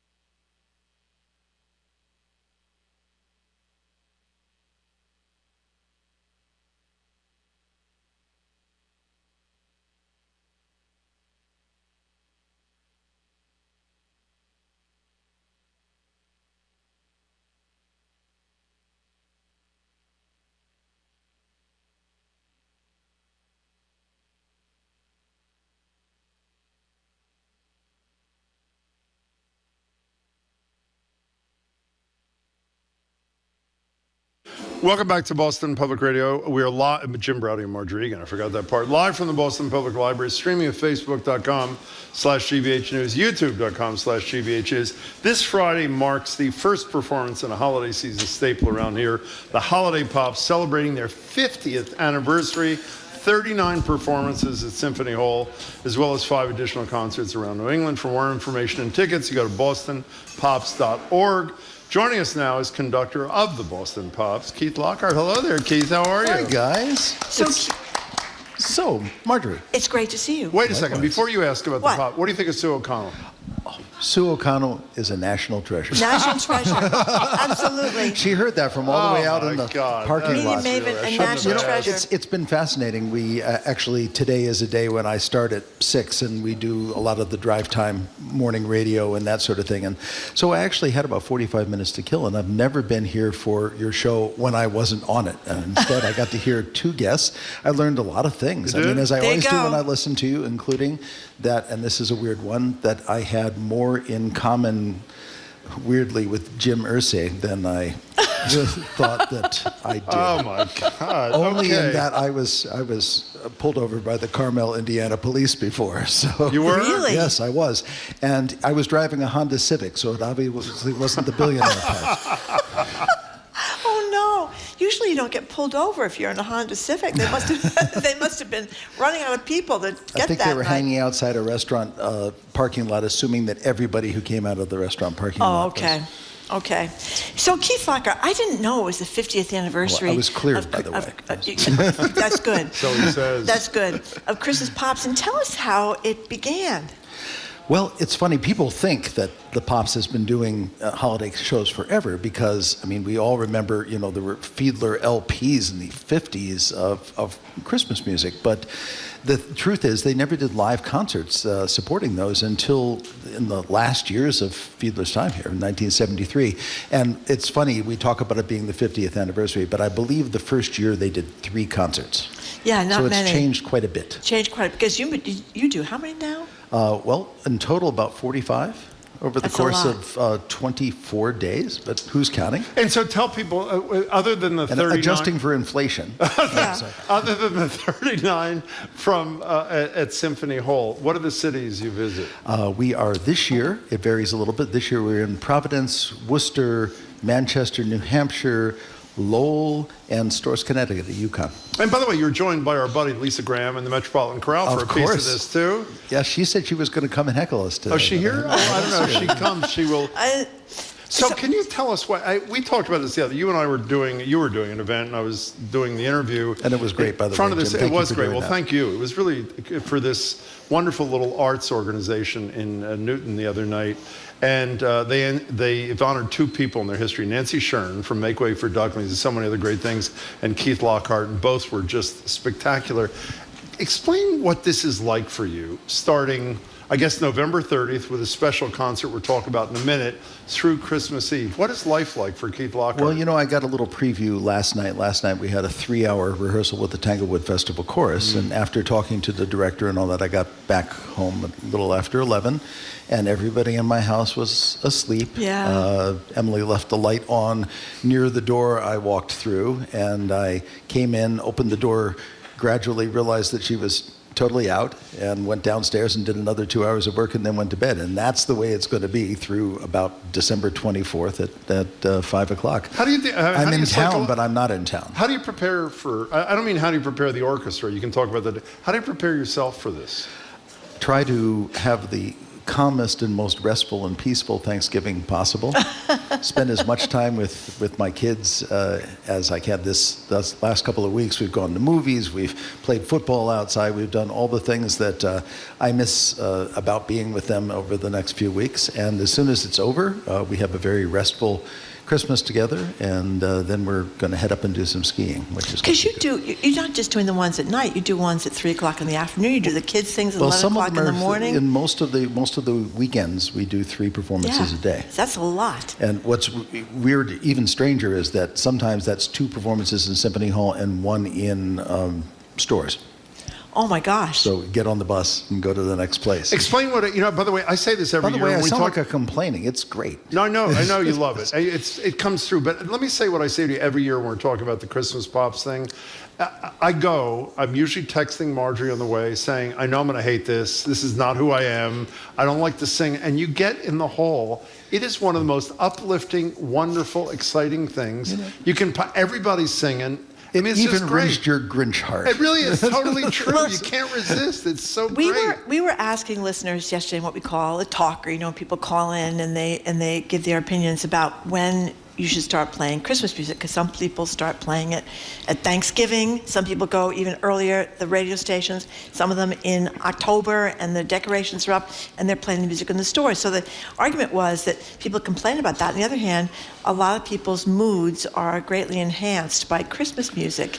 And I wonder what you think. When should we start listening to all this music? I absolutely am an old-fashioned, you should never hear it before Thanksgiving Day person. Yeah. And I wish I weren't, because if we could expand to do holiday pops for, say, 3 months, this would be great for us. But, you know, yes, people's moods are greatly enhanced, but isn't that because it's special? Exactly. Isn't that because it only happens in one distinct part of the year? We always have that idea that more of something good is better, and that's not always true. But I would argue it gets even more special, Keith Lockhart, now with the world being a mess like it is, our country being in a bit of a mess like it is. Don't you think that even elevates its importance and impact on people? I think people really need an opportunity to feel hopeful. I think they need to touch things that seem real and authentic, to use the word of the Merriam-Webster right. word of the year. We're all See, I authentic. listen to your broadcast. Apparently you do. And somehow come out with an elevated sense that it is not as hopeless as it seems the other 364 days of the year. I think it becomes more and more important that music exists and that these concerts exist. And it's one of the things that it's an honor to be able to do that for so many people over the course of the season. You know, before we talk about some of the special concerts you do, starting with this one for military families, which I think is just wonderful, describe what the typical night or afternoon is like at Christmas Pops, Keith. The typical night or afternoon, the hall is open about an hour in advance of the concert. A lot of people come in and they get settled with their families, and they're already ordering, plates of Christmas cookies and bottles of champagne and that sort of thing. And that's the thing. This is one of the things that makes these concerts special, is that they really are a social event for people and the people close to them. They're not just go sit there and leave as soon as the concert's over. And that goes into a concert, that there is sometimes some pre-entertainment. There's always music going on in the lobby.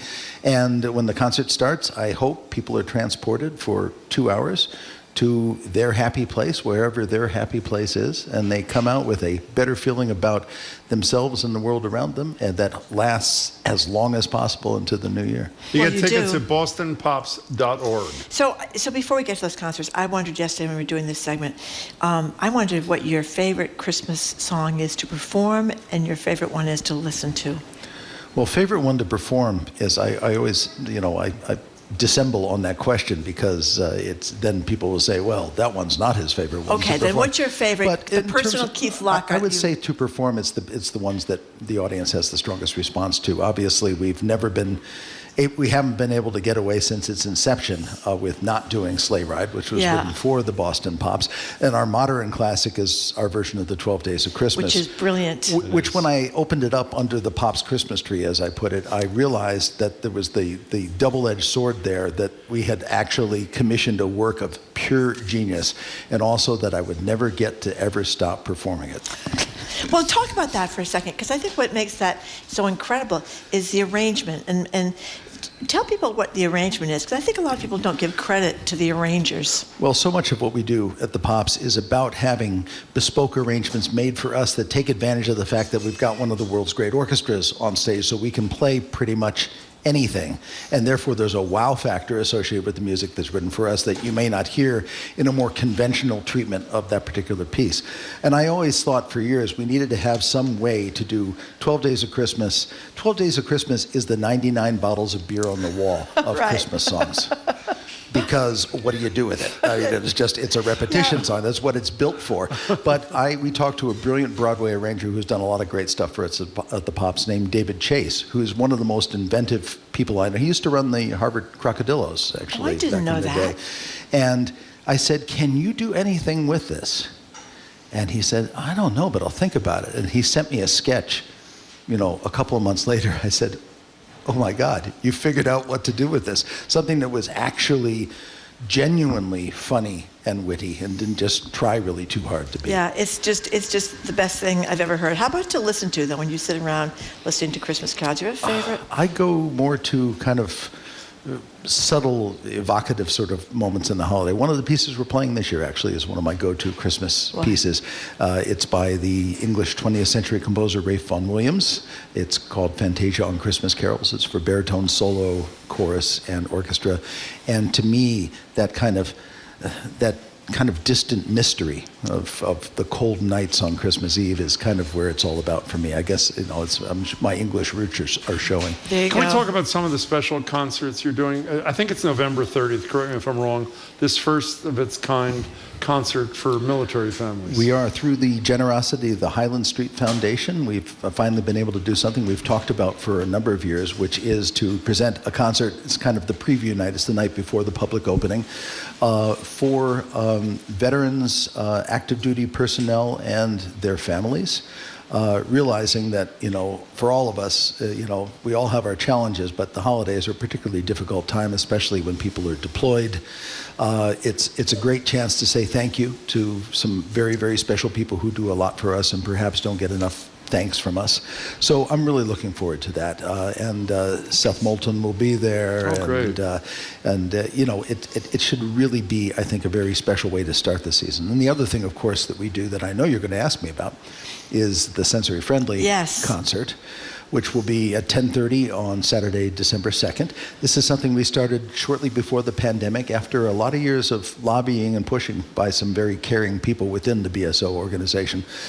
This idea that if we're supposed to really, truly be playing music for everyone, that we need to also find ways to be inclusive for people whose ability to receive what we perform differs from perhaps our usual audience member.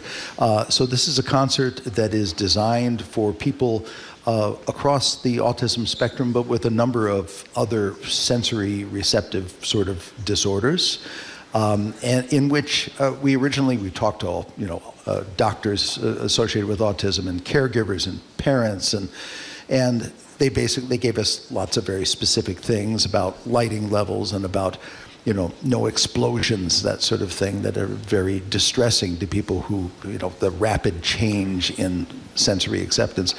But the big thing they settled on, and this is what I found out when we did it the first time, is the most important thing is that it's an accepting space. And after we did the very first one and parents ran up to me, there were parents coming up to me crying and saying that you don't understand. We now have, still living with us, our 30-year-old nonverbal daughter or son. And we've never, ever been able to do anything as a family at the holidays when everybody else is doing something as a family for fear of censure, for fear of interrupting other people's enjoyment of the thing. And the most important thing I do is at the beginning of that concert is just say, this is your concert and you enjoy it the way that you enjoy it and the way that it moves you. And we have lots of volunteers there and we have quiet spaces outside the theater if it gets too much. And it meant a lot to me. I've been blessed. I don't have anybody in my immediate circle who is facing those sorts of issues, and it's wonderful to see that we can do something for people who do. That concert, is December 2nd at 10:30 a.m. And again, you can get tickets at bostonpops.org. And I would think one of the things that's so wonderful about it is because the families that do bring people with these sensory issues or autistic kids know what kind of challenges they face, so no one is judging. Right, exactly. Yeah. And for us to understand what their needs are and try to fulfill them, I think was really greeted by them as a big step forward, and we're really proud of them. And you have a bunch of kids matinees. 7 of them in total. And that's like during the day, shorter those program are thing? Mostly at 11 o'clock. There's one that's in the afternoon, I think. They're shorter program, no intermission, designed for the 70 minutes tops attention span, even a slightly altered menu to make it a little bit more kid-friendly. And they've been, families are welcome to any of the concerts we do, all of them. And there are families in all of those concerts. But for our youngest, smallest fans, the 2-year-olds and people were running around the table and spinning as tops because they had too many sugar cookies, this is the perfect concert to start with. So, do you do movies? You have a movie this year? A movie. You usually bring down the big I thought screen. you meant like Love Actually. I like a lot. Oh. No, that's, So do I. Yes, we are doing. The children's book author, local hero Jan Brett. Yes. Well, she has a new version of The Nutcracker out, and we're doing a new arrangement of music from Tchaikovsky's ballet with Jan's images. We're also doing a video tribute to Harry Belafonte, whom we lost this past year, based around our version of Mary's Little Boy Child, which of course he made famous in 1956, I think. Well, that would be great. And doing a kind of a video tribute to his life that deals not just with the handsome star of stage, screen, and recording studio, but also the really, really genuinely brave and outspoken advocate that he was. So Keith Lockhart, the word on the street, and I'm sure as a guy who goes around town, you've heard this, that the go-to concert of them all is December 18th. Now, can you explain why that might be the date that everybody has circled on their calendar? After much begging on our side. Yes. It was Jim's fault. No, okay, let's let him speak. Well, you know how we fix it. I mean, I just texted him. That's right. What's up? You ghosting me? A lot of pressure. Go ahead. That's right. Go ahead. We finally managed to retain the services of America's greatest narrating on-air couple. That's Thank right. you.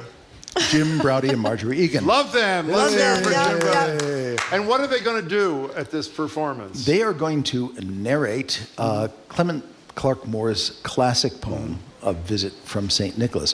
What they may not know is that this year is a very important year in the life of that poem, perhaps the best known poem, believe it or not, in the English language. It is? Overall. That's at least, that's what my sources are telling me. I haven't done a survey. Know that. It is, this year, it was published anonymously in a Troy, New York newspaper in 1823. So this year is its 200th anniversary. Wow. And we're celebrating it with Jim and Marjorie. Okay, There we go. can we talk about me for a second instead of you? Marjorie, so when you do this, So when what you're else is honored, new? and by the way, they have a lot of, every single night they have a fabulous person in town. You can tell us who some of them are who do the poem. It is a thrill. We've done it a couple of times. You have to explain this to me and maybe help me, and this is totally serious. We sit in, I think, where you hang out before you do, or whatever, one of the green rooms there. Marjorie is totally relaxed and totally in the moment and loving it. And I am so nervous, I almost can't breathe. Now, you expect me to explain this? I shouldn't say explain. He's not a shrink, Jim. And by the way, it's not because we're not prepared. We prepared, we rehearsed a lot, we went through it a million times.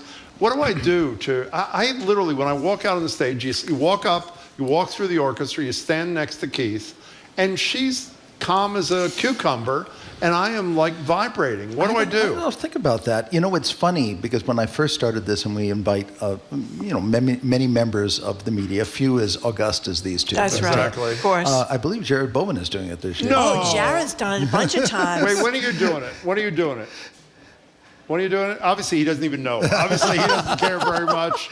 But when we invited them, I always thought, well, these guys read copy very well for a living. They are very adept at reading things with expression and speed and without fumbling over it. That's what you do. But I didn't realize that you genuinely don't do it for 2,000 people in a live audience at the time. That is correct. And I think that is the difference. But now that you are so used to performing in front of the Copley Library people, I think maybe you guys should be a great test audience. Get them the day before they go on to recite it here. We don't have 2,000 people here, so I it's a little know, bit different. but it's still. But you know, the thing about being on stage, first of all, is all the lights in your face, so you can't really see that many people. And we have the music, as it were, right? We have the words. Yeah. If you had to memorize it, that would be very nerve-wracking, just like with music. If you had to memorize the music, that's a lot scarier. You should think of the music as being a supportive blanket. That's right, a To supportive support your blanket. That's right. artistic efforts. I love narrating it, actually. I've done it a few times. Sometimes when we're on tour and our narrator, the wires get crossed and our narrator doesn't show up, I'll bring out the person who is covering me to conduct. Oh. And I'll narrate it. And How'd you do? I did pretty well. Were you nervous? No. You're not nervous. At this point? Okay, so let's get down to it. Who is the worst celebrity narrator you've ever had? Oh, I can in tell you. your I've never told quarter you of a this story century? before. No, I don't think so. Well, the worst has to be, may he rest in peace, Dom DeLuise. No. What did he do? Dom DeLuise narrated for us at Proctor's Theater in Schenectady. And I showed up backstage. He's apparently a part of that theater's restoration committee and fundraising drive for that. And I met him backstage, and of course, he was a legendary comic, so I was thrilled to meet him. And he said, Keith, I have so much respect for this product and for what you do and for the history of the Boston Pops. He said, I'm just going to play it straight, which should have been totally my first warning sign. And I said, that's great. He said, I know the whole poem. I've listened to your, I said, we're all good. So he walks out on stage. He turns the corner of the stage to come to the front of the platform and passes by my late great colleague Jim Orant, who was the assistant conductor, cover conductor for many years for the Boston Pops. And Jim was totally bald, and he makes some sort of really off-color joke about his head. Oh, no. And then he gets up to the mic and tells a Viagra joke. Oh, my God. And it was just like, if there was the pit that would swallow you on stage, I would either put him in it or me in it. And then it was the worst, most fumbling version of it ever. That's great. Can you do me a favor? Can you make a note to drop the Viagra joke? No Viagra jokes this year, Jim. Oh, you were going to do that? Oh, well, we were. Sorry, I didn't mean to. By the way, I want you to know that the former leader of your operation, Mark Volpe, last time we were there, told me ours was the only R-rated reading in the history of the Boston Pops, and we were really proud, actually. Well, there was one moment where a certain and somewhat a restaurateur who was very famous in this town at one point came out and said, and where it says, filled all the stockings, then turned with a jerk. No. He said, filled all the stockings, then turned into a jerk. Oh, no. That's pretty good. Yeah, it wasn't obscene. Who was that? Todd English. Oh. Oh, my goodness. Hey, all right. Well, you don't have to tell us. That's okay. Sorry, Todd, wherever you are. Can we make it's bostonpops.org. And again, I'm not a fun guy. Everybody knows that. It is as much fun as you can have. It is fun. It is a warming experience. It's a healing experience at a time when people need healing. You're a really talented character. You really are. Right back and at it's you, an No, I mean, incredible you're really orchestra. something. And we're going to be there on the 18th. Jared has no idea when he's going to be there. The but 9th, he's going to the be 9th. He's going to be there on the 9th. Yeah, you had to look it up, which is Yeah, pathetic. look it up. Keith It Lockhart, good obviously luck. doesn't mean as much to him. We'll see you soon, and good luck this season. Yeah. We Thanks, really guys. appreciate it. We'll see you And it there. was Jim's fault that there was no response. He's in charge, and he fell down on the We're job. coming. That's all that We're matters. coming. Hey, I fixed it. Okay. Thanks for the We've been insight. speaking Really with Boston appreciate it. Pops Thanks. Keith conductor Lockhart. Keith Lockhart. Thank you very much, Keith Lockhart, for coming in. You can find out more information about Holiday Pops schedule at bostonpops.org, and it's a really great evening. Coming up, the aforementioned GBH Executive Arts Editor Jad Bowen is going to tell us about the art that's going on around town. He's also going to tell us what's going on his brand new culture show that is every Friday, and then in December it's every day. You're listening to Boston Public Radio 89.7 GBH, broadcasting live from the Boston Public Library, streaming at youtube.com/GBH News and facebook.com/GBH News.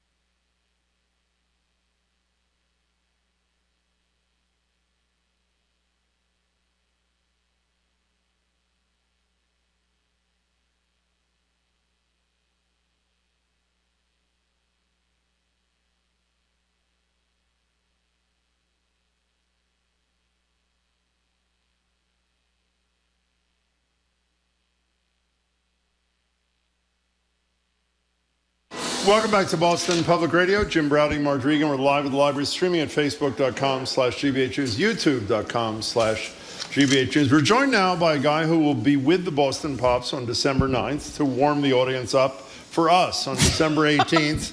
He's here today to share everything he knows about the Iceland Phallological Museum. That is Jared Bowen. Jared is GBH News Executive Arts Editor and the host of the Culture Show, broadcasting Fridays 2 to 3 right after BPR. And starting next week, I'd be nervous if I were you, daily at 2 o'clock every single day. Hey, Jared Bowen. It's good to be with you. By the way, the reason I'm not nervous doing the Pops. Yeah, why? This is the secret. I mean this. You just have to look at Keith. You just have to make eye contact with Keith. He gives you that little nod, and you know you're in really good hands. But don't you worry you're going to get out of sync with the orchestra? That's what I should have said that. That's what I worry about. Of course, they cover for you. I know, but still, it's so anxiety provoking. Yeah. But it's great nevertheless. Okay, Jared, I did not realize that there was something called the Penis Museum. No, it's not called the Penis Museum. That's what it is. It's not. It's the Phallological Museum. I can't pronounce it, so I'm just going with a more generic term. How'd you end up there?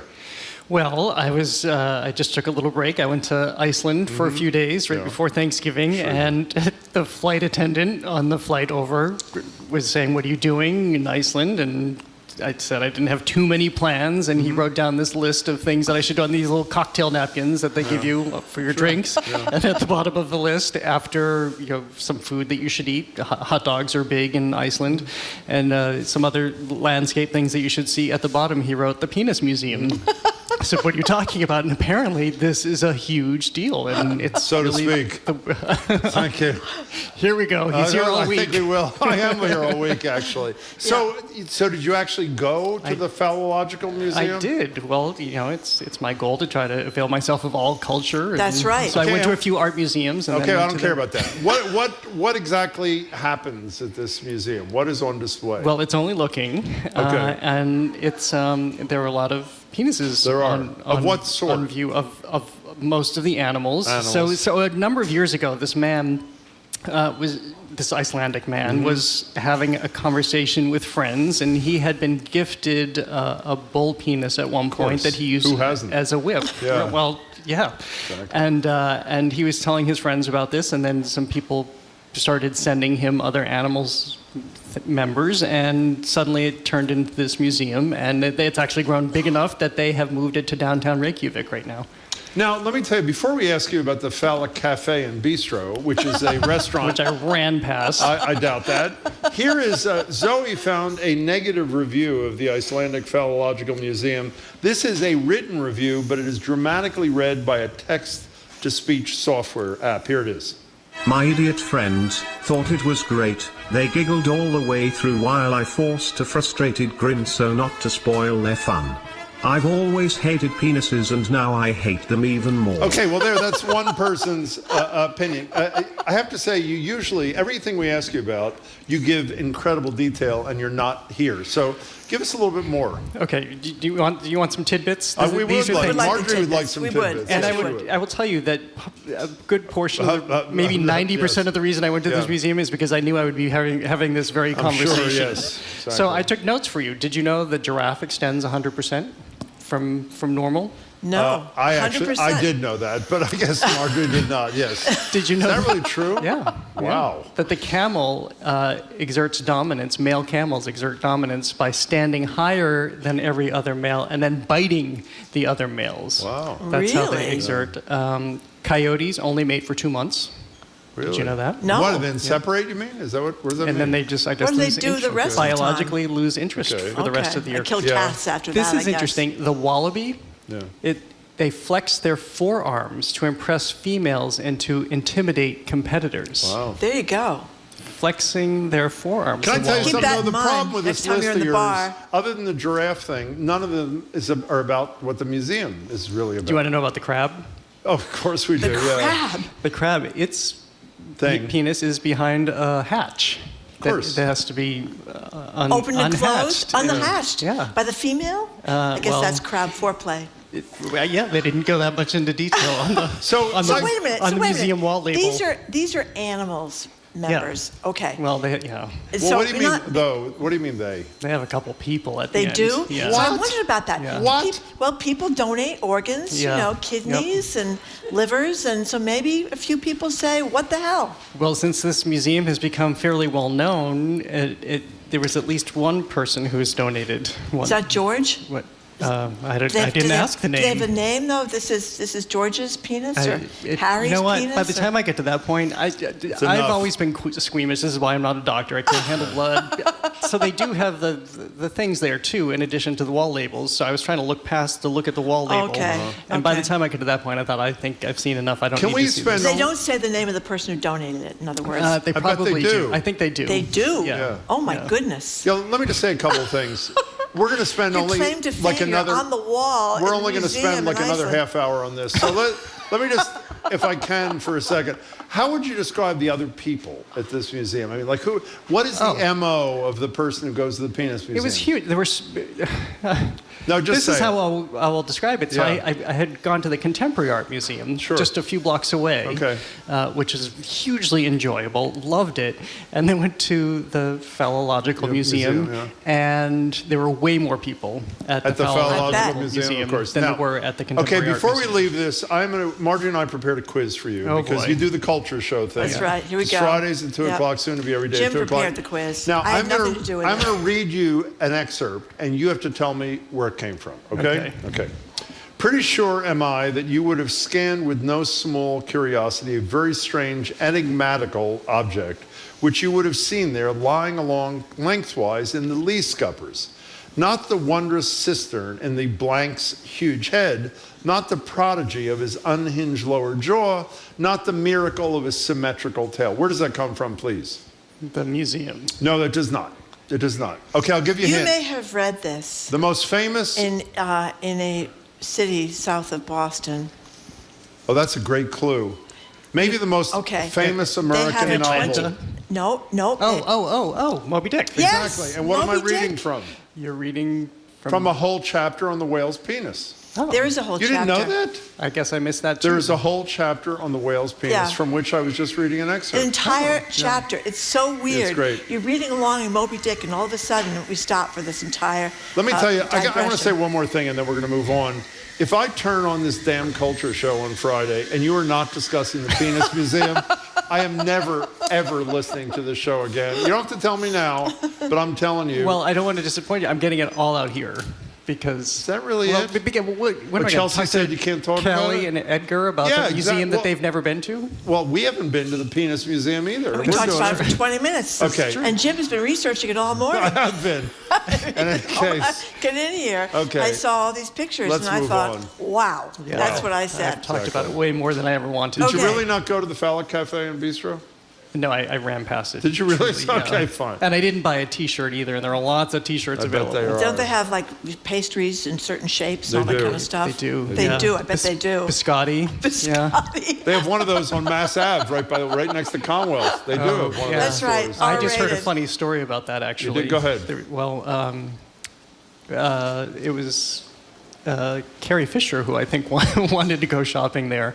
Really? Because when Here? I had interviewed her at the Elliott Hotel, which Yes. is right across the street. Famous And when she Marathon knew that Hotel. was there, she wanted to go shopping there. And they have pastries shaped like Yeah, whatever. there you go. That's right. It's Okay, famous. It's famous. let's move Okay, on. so tell us about these art treasures that were returned to Ukraine. I have to sit down for a little while after that conversation.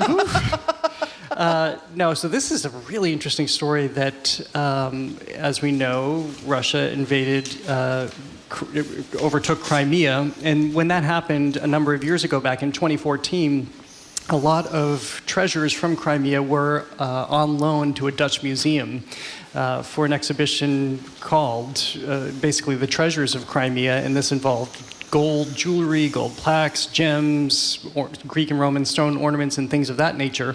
Well, after the annexation happened, the Dutch held on to these artifacts because they didn't want to send them back to Crimea, which was now in control of the Russians, when they're actually artifacts that relate to Ukrainian heritage. So 14 years later, they finally have come to an agreement, which is, where do you send these? either send it to the site of the crime or to the people, and they've decided to send them to Ukraine. We're just hoping if they ever have control of Crimea again, they can go back into that museum. But this is a moment where it took all of this time, 14 years, and they have shipped it back, which is curious too when you're thinking, of course, this is still a region very much under siege, and apparently they did go to Kyiv. And how seriously were the Russians making a claim? Because their view is Crimea was, is, and will always be part of Russia. Right, exactly. And they wanted them to go there. And of course, the Dutch were looking that even if it's a museum, they couldn't be sure that they would be cared for as they should be cared for in a museum with the Russians having control. So that's why they made the decision not to send them there. Good ending. Okay, we're talking to Jared Bowen, Culture Show Fridays at 2, starting next week, every single day of the week at 2 o'clock. Okay, let's get back local here. At the Lyric Stage Company, the game's afoot. Yeah, this is a fun holiday show that just opened, and it's a screwball slapstick comedy where it takes us back to 1936 for holiday celebrations in this big Connecticut mansion of the actor William Gillette, who's been so famous on Broadway and such a famous American actor that he's been able to build this huge home, which he does with trapdoors and spinning revolving rooms and things of that nature. So he invites a bunch of his friends for the holidays, and they're all kind of reeling because he was shot recently, and there was a doorman shot outside their theater, and so they're trying to work their way through why these things are happening when someone, and I won't say who, I wanted to say who because it's kind of relevant to what I do, but someone gets murdered or stabbed. And she has a very long death, by the way. Maureen Keeler plays this actor, in a very hilarious way. And so then they have to spend the rest of the show trying to figure out who is the murderer. But again, it's very slapsticky. Fred Sullivan Jr., who just has a gift for these comedic pieces, has directed this. And yeah, so it's on stage at the Lyric through December 17th. Very, very fun. Okay, so the games, we did the games afoot. No Ordinary Love. I never heard of this artist before, and I was looking at the artist's work this morning, and it is really spectacular. And this is at Brandeis? Is that where this is? This is at Brandeis at the Rose Art Museum. Yeah. And it's on view through February 11th. By the way, the Rose Art Museum, always free. Love that. So this is an artist who has really just come to the fore in the last couple of years because he completely changed the way that he was painting and what he was depicting. So his name is Salman Toor, and he grew up in Lahore, Pakistan. And he is somebody who had a very, very adept skill for painting from a very, very early age. But he's also a gay man. And he formed this little pack with other gay friends, gay male friends, who were all in basically the art department. So they had this safe space in the art room where they created art, but of course everywhere else in Pakistan it was very dangerous for them to be gay, to talk about it, anything of that nature. So as he starts painting, he's hearkening back to classic works, and he's trying to recreate them, and he has tremendous skill. Flash forward, he moves to the United States for education, both in Ohio at Wesleyan University and then at the Pratt Institute in New York. And a couple of years ago, he decides to break out of this classical painting that he was doing because it just wasn't nurturing him anymore. And so he starts painting basically what he was feeling and expressing himself as a queer man who has left Pakistan, comes to New York, now living in New York after the AIDS generation, coming from a place of, again, danger where it would be the violence could be perpetrated for somebody who is gay in Pakistan, but also realizing that can happen here in the United States as well. So what we find in this exhibition, No Ordinary Love, are the paintings that he has made over the last couple of years. And they're gorgeous. And you see his technical mastery in painting, but he has developed this style all his own. And when I first saw them, I thought, okay, I'm seeing these works, they're interesting. And then the more time I spent with them, the more it kind of settled into me what exactly he's depicting. So to try to describe a couple of them over the radio, first thing that you need to understand is he paints with this luscious green background. And green to him represents nightlife, it represents night vision, it represents something that's luscious, but also a little bit dangerous when you think of absinthe and its green. So that becomes the background. He also depicts a lot of stories of gay men in cars or rooms, and this is kind of their space, their free, their happy space. But he's also depicted some violence. I asked him about this. I had the opportunity to speak with him last week, and he talked about painting these situations allows him to have some sort of control over this. So it allows him to mediate that violence, to kind of process it, but do it under his own terms. And for that, he works a lot of comedy into his paintings, which is kind of an interesting notion. He depicts these sort of humorous figures with big noses and funny hats, because as he says, he doesn't take himself seriously, but he takes his work very seriously. So there's just layer after layer after layer in these works, which are just exceptionally beautiful, I think. And did we say his name? Salman Toor? Salman Toor. Salman Toor is how you say his name. By the way, on an unrelated note, just so you don't feel as anxious as you appear to have been in that discussion, two of my friends, one of whom you both know, have been to the Penis Museum. Oh. And the one you know actually sent me photographs of things from the Penis Museum, so you are not alone. We're talking to Jared. Did he send you a picture of George, as Marjorie has named him? Oh, she. Yeah. So I am endlessly fascinated by Isabella Stewart Gardner Stewart Gardner. I gotta get her book, because I know it's it came out a year or so ago. Yep. People say It's a great wonderful. read. Yeah. Yeah, it's a great read. But tell us about this latest with the painting of her that her husband wanted to banish, and I guess by Sargent, right? Yes. Yes. Yeah. She looked too sexy. That's the one of her in the black dress. Yep. Yeah. Tell us this whole thing. So the exhibition is called Inventing Isabella. It's on view at the Isabella Stewart Gardner Museum through January 15th, and it's kind of a companion show to Fashioned by Sargent at the Museum of Fine Arts. And we talked about this on the show a couple weeks ago about how the painter John Singer Sargent really fashioned people very deliberately, from everything from how he stylized them to whom he decided to paint to the clothes and how he would arrange them. So this looks at how Isabella Stewart Gardner fashioned herself. And the dress that you were just talking about is really, really interesting, because in the MFA show, you'll see the portrait of Madame X, which John Singer Sargent painted, and it was very scandalous in Paris because people argued that it was too salacious, that her dress was too low cut, and that as Sargent painted her, her strap was slipping off her shoulder and it was revealing too much. Well, this is like the late 1800s. Is that what we're talking about? late 1800s, early 1900s. It is a pretty sexy painting. Yeah, it is. It's a very sexy painting. Yeah. And by the way, it hardly ever travels from the Met, so really, go to the MFA and see it here now. So Isabella Stewart Gardner saw that painting in Europe. And Henry James was involved here too, in having her see the painting and then later introducing her to John Singer Sargent. She knew that this would be provocative if she had something similar, so she commissioned John Singer Sargent to paint her portrait. And it was met with the same ridicule and scorn. She's in a very sultry dress. It's very low cut. As somebody would later say, it was cut all the way down to Crawford's notch, which was also a reference to a rumored affair that she had had. Oh, with the young writer. With a young Italian writer. Do you think she did? From what I've read, it seems very likely. Oh, good for her.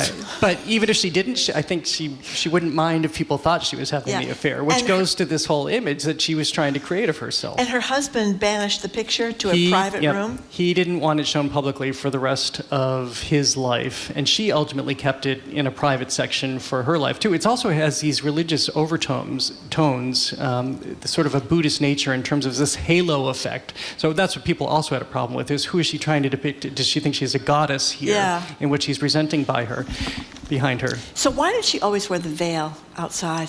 This is another way that she started to control her image, not unlike we see people today. I mean, think of Lady Gaga and what she did when she was coming onto the scene, and she crafted all of these costumes, and we just talked about who she was as this huge personality. Well, Isabella Stewart Gardner was kind of doing the same thing. She had stories about her. There were rumors about her walking lions down Boylston Street. She would get press coverage because she wanted people to pay attention to her and what she was doing. This is also, of course, at a time when women weren't given the credibility that they might be today, especially as she's trying to collect all of this tremendous art and going up against Carnegie and Rockefeller and the other giants, Frick, from the Frick collection in New York.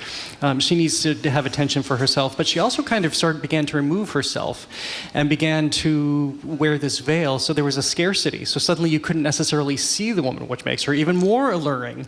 So you see all of this in this exhibition now at the Gardner Museum, including the pearls that she's wearing in that dress. You see another one of her gowns that was created by the House of Worth, which was a huge fashion house at the time. It would be equivalent to Dior or Chanel today.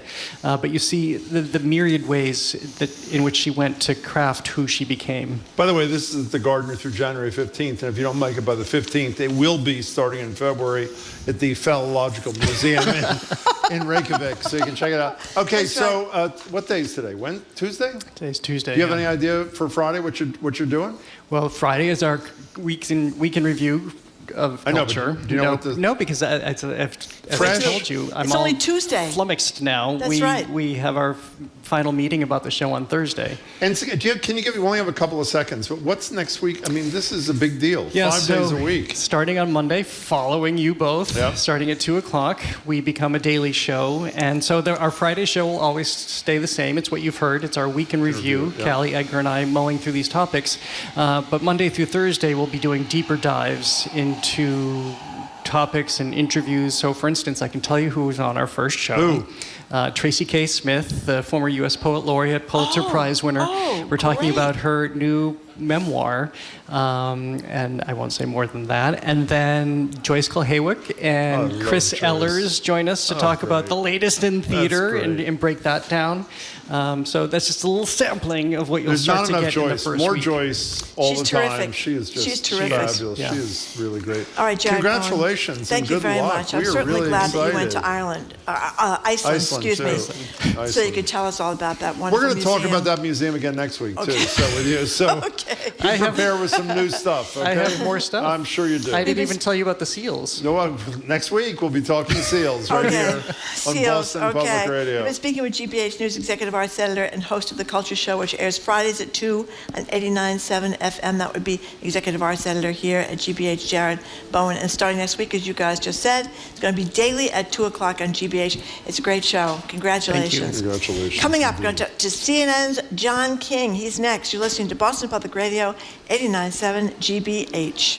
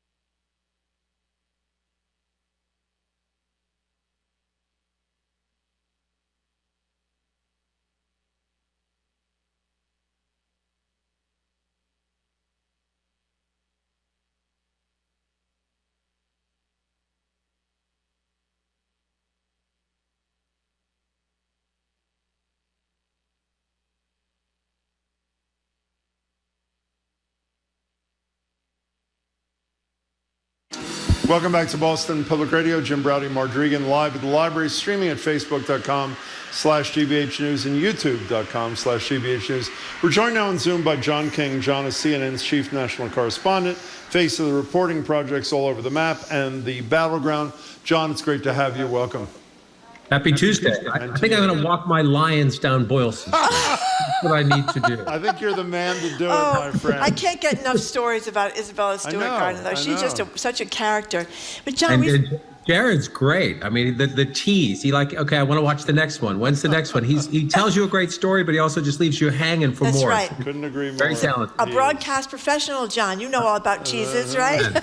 So we are standing here watching CNN in our studio. We have it on every day here and every day at the library. And there was just a shot of this nearly all-full church down in Georgia. The few first pews are empty because they're waiting for the arrival of the Carter family, including Jimmy Carter, to mourn the loss of his wife of 77 years. 77 years. Rosalynn. And I can't help think, I mean, I know a lot of people didn't think he was a great president. He was a great post-president. But, boy, it was a different time in America then in terms of people's faith in the country, faith in institutions. Totally different time. And think about the technological changes that are part of that. Cable television was not a thing. Never mind social media and the internet and all those crazy things. When Jimmy Carter was president, then replaced by Ronald Reagan. I was 13 years old, I guess, the '76 election, right? So I was a kid in Boston. As I've said before, when Richard Nixon got in trouble, my dad managed to say the word "son of a bitch" as one syllable. Somehow, as all that played out.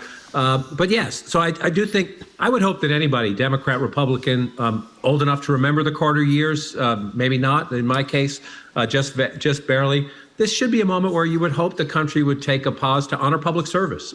You make the point about the post-presidency. Nancy Reagan became known for just saying no, but Rosalynn Carter was one of the first more modern first ladies. And look, whether you're a Democrat or Republican, they served their country. A remarkable political story. The rise of Jimmy Carter kind of put the Iowa caucuses on the map. It was, after the corruption of Nixon, people were looking for something completely different and clean. So you can learn about the big forces that caused change in American politics. Certainly Watergate was one of them. The pardon of Richard Nixon by Gerald Ford, probably part of that. But it's also, so we can get deeply political here, but I also think it's a day to just take a breath and say, we live in this amazing country where we have these peaceful transition of powers, whether your guy or gal won or not. And then we should bid them farewell with honor and dignity and thank them for the public service. And I think the Carter's, dignity is a word you would give both of the Carters in the post-presidency phases. And it's remarkable American lives. Not only remarkable in terms of their contribution to the community and their political decency and smarts. When I first heard this on CNN and then I read about it in the newspaper, I'm sure you both were familiar with their last moments. They're both in hospice, and Jimmy Carter asked that their beds be put feet to feet so that they could look at each other and talk as best they could in her final moments. And Marjorie, you said it's 77 years. Yeah. In addition to everything else that you and John said, this incredible, respectful, beautiful love affair between two extraordinary people, to me, is as powerful a reminder of the Carters as all of the wonderful work they both did. It's a beautiful human story of a loving couple. It's really great. Okay, moving from the sublime to the nitty-gritty. To the ridiculous, is true. Political world. Let's start with Nikki Haley. I guess the next debate is going to be next Wednesday night. Megyn Kelly was famous anchor on Fox. I was surprised to see she's going to be one of the co-moderators. But she's doing pretty well. And the Ron DeSantis from Florida, the governor of Florida, who was expected to do so well, size them up. How's this look in the GOP field? Well, it's an interesting question because she's looking pretty well for what? I think it's, I don't mean that as a criticism of Governor or Ambassador Haley, but they're in a race for second place right now. Yeah. And so here's a little math that might shock you a little bit. Maybe it won't because you're both so plugged into all of this. 7 weeks from yesterday are the Iowa caucuses. 8 weeks from today is the New Hampshire primary. And so if Nikki Haley is going to go from I'm the strongest second place to I'm a serious threat to Donald Trump, she essentially has 6-7 weeks to start that. You got to prove it in Iowa. You have to then exclamation point it in New Hampshire. And then she would go home to her home state of South Carolina. And so can she do something? Can she beat Trump in one of those places? Look, it's not impossible, but he's got such a huge lead right now. It's pretty hard to see anybody beating Trump in Iowa or New Hampshire. But let's see, right? So you leave your open mind to what can happen between now and 7 weeks from now in Iowa, 8 weeks from now in New Hampshire. Can Nikki Haley take what has been, she has been the best performing of the second tier candidates. Mm-hmm. That's not that's good, but it's not enough. And the question is, can she build? She just got the endorsement of the Koch network, big money. And if you don't like big money in politics, you don't like this news. But if you're somebody, if you thought Ron DeSantis' team thought he was going to get that support and he didn't, so it's another blow to Ron DeSantis. So it means there's more money, there's more resources. There are more people who are aligned with the Koch networks, the talking heads, or the influential voices, in the Republican media ecosphere that are now with Nikki Haley. Can she build? This is going to be a blur, right? We go from Thanksgiving to Christmas, and we're going to wake up, and Iowa's going to be voting. And so she has had a slow build over the summer into the fall. The question is, can she launch? She's criticized Donald Trump a fair amount, but all sorts of people who've criticized him to a much more devastating degree have been embraced back by the former president. Is she the vice president? Is she his pick? I don't know that he would do that. If that's she says that's not what she's interested in, that she was a chief executive in South Carolina before she was ambassador to the United Nations. And but everybody says that. If Donald Trump wins the nomination and he calls her, it's a tough choice, right? Do you think that, do you want to go in with Trump and hope he gets 4 years in the White House and then you're the next generation? Or do you want to say, no, thank you, sir? And you hope that, one of the giant questions here, forget all the names that are running right now, is there are those who think there's a post-Trump Republican Party, whether that's coming in 8 or 10 weeks or 14 weeks, 15 weeks, if you want to go through a few more primaries and, Trump somehow gets beat, or whether that's coming in 5 years. What is the post-Trump Republican Party? Is it forget Trump Republican Party, or the new Republican Party that has been changed dramatically by Trump? Trying to game that one out, Jim and Marjorie. I mean, we're going to have a tough enough time with the next 7, 8, 10, 12, 13 weeks. But that's a tough choice for her. He calls her bird brain right now. Doesn't mean, if he is he got to Mike Pence in 2016. Why? Yeah. Donald Trump was not a cultural Christian conservative. Mike Pence was an establishment politician, and Donald Trump was the anti-establishment. He got to Mike Pence because Ted Cruz and others were still trying to steal the nomination, take it away, I shouldn't say steal, somehow use the Republican convention to take the nomination from Trump. And so he picked a Christian conservative who would be supported by the more conservative delegates to get what he wanted, right? The nomination. So Trump will do what he thinks is best for Trump if he gets the nomination and has to make that choice. Would Nikki Haley be on a list? Of course. Love to be in the room if she ever got that phone call. She's hoping it doesn't come. She's hoping she's the nominee.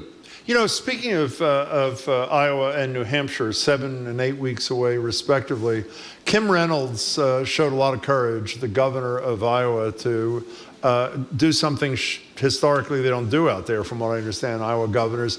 She endorsed somebody, namely DeSantis there. There have been a lot of stories in local and some national coverage.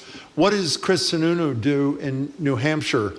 What's your take, and what kind of impact would it be if he did endorse Haley, by the way? I don't even know what endorsements mean anymore, John, how significant they are, of deeply respected politicians like Reynolds is in Iowa and Sununu is in New Hampshire. Do they matter a lot, or just on the margins? It's such an excellent question. I think it varies from state to state, and I think it certainly varies from politician to politician. Kim Reynolds, and when we talk to our Iowa voters out in Iowa, some of whom are for Trump, some of whom are for Haley, some of whom are for DeSantis, some of whom are sort of still shopping around. She gets very high marks across the spectrum of our group of voters. So it is a bit of a risk here. And so what is she doing? She's, number one, she's making a statement. This is a culturally conservative, economically conservative Midwestern governor saying, I don't think Donald Trump, I don't think our current CEO is the right CEO, because he is the leader of the party. There's no other way to put it. You may not like it, but if you're a Republican, Donald Trump is your leader at the moment. And she's saying, I don't like the leadership. That's a risk. That's a risk, right? So she's making a statement about the post-Trump Republican Party. She thinks it should start now. It should start right away.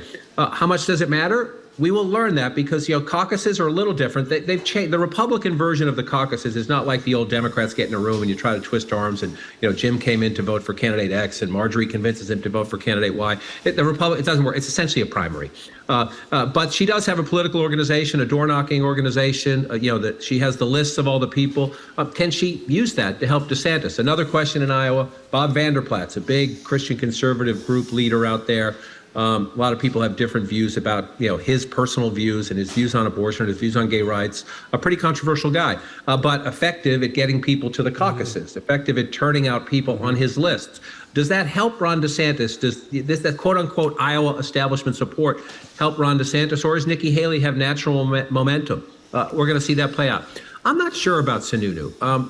And, he can listen to this since he's in the thing. So somebody, if he's not listening, I know you have a lot of listeners up in New Hampshire. It's a great question. He didn't run, I think, in part because he can count. And I don't think he would have won. I don't think he would have won his own primary in his own state. And I think he knows that. That doesn't mean he can't deliver. What's the number, right? X 8%, 10%, 50, to a Chris Christie or a Nikki Haley or a Ron DeSantis if he decides to do it. But what does he think about his future? Is he done? Or is he thinking, I'm going to run for Senate someday, or I'm going to wait this out and I'm going to be a guy, try to use my home state advantage in New Hampshire in the next presidential primary? So he too has a choice, but I don't know how much that one's worth. It would be an interesting question, an interesting test if he does step forward, in the next 8 weeks and say, I'm for candidate X. I just want to mention former President Jimmy Carter came in a wheelchair to his wife's service. He's looking very elderly, which he is. I think is he 99? 99 years old. As the lineup goes, on the aisle is Melania Trump. Next to her is Michelle Obama. Next to her is Laura Bush. Next to her is Hillary Clinton and Bill Clinton, and then Jill and Joe Biden and some family members. So neither former President Bush nor former President Trump nor President Obama are there. But by the way, it shows a lot of class on the part of the Carter family to invite Donald Trump's wife, I should say, considering. And it's a statement by her to show up, I think. I think so, too. She's been so quiet and almost absent from the public scene. She had a couple of things that people can roll their eyes at, trying to sell the NFTs, the images of things like that. But this, I do think this is, and we don't have to spend much time on it. I know there are people out there getting ready to throw things at the radio already, or throw things at their laptop if they're watching me on Zoom, saying, why even talk about her? She's trying to say, I respect the position, and I'm trying to do something respectful here. I wondered why the presidents Bush and Obama aren't there, because I would have thought they would have been there. I don't know the answer to that question. I was just off for a few days. I should know the answer to that question. But Jimmy Carter also has always had a weird relationship with the former presidents. He was always viewed as the outsider, and some of the. I've never heard this from one of the former presidents, but I have from people around them that that his people and he were always prickly to deal with. My answer to that would be, so what? Right. On this day, on a day like this, so what? They may have other commitments that they're previously, involved with. I do think no matter what you think, Democrat, Republican, good relation, bad relation, some past grievance that may be legitimate, may not be, that on a day like this, it's great, if at all possible, for the country to take a pause and honor public service. Yeah, the only president there is Joe Biden. The current Bill president. Clinton. Oh, Bill Clinton. Sorry, Bill Clinton is there too. Yeah. Yep, that's right. Yeah, it's quite moving. So, John, before you go, I know we have to end with the same sorry note every week. You probably aren't aware of this. The Patriots lost again. Would you happen to catch that, or you didn't know? Quite aware. The big question is, do I play quarterback or kick this weekend? I think you do a hell of a job, John. Oh my God. Yeah. By the way, go ahead. I'm sorry. As John, if you're not watching, John was just practicing his throw, and I would say he's at least the second string, if not first. I would not throw off my back foot. I might throw an interception, but it would not be off my back foot week after week after week. Okay, I get a quick one before John goes. Sure. Jim was predicting that former President Biden would decide not to run over the Thanksgiving vacation. I did predict that quietly. I did that off the air, by the way. From Thanksgiving, and he's still running. Is there any sign at all that he's going to get out of this race?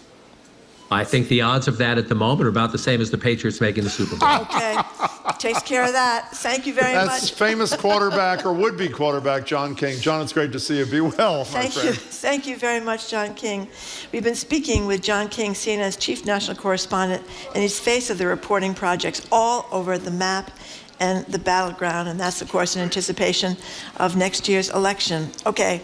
Coming up next, we're going to open the lines to ask you about an innovative way to cut down on food waste. You can just reach over and eat a stranger's leftovers when you go out to dinner. Jim thinks it's a swell idea. He's going to tell us all about it next. You're listening to Boston Public Radio, 89.7 GBH. We are broadcasting live from the Boston Public Library, streaming at facebook.com/GBH News and youtube.com/GBH News.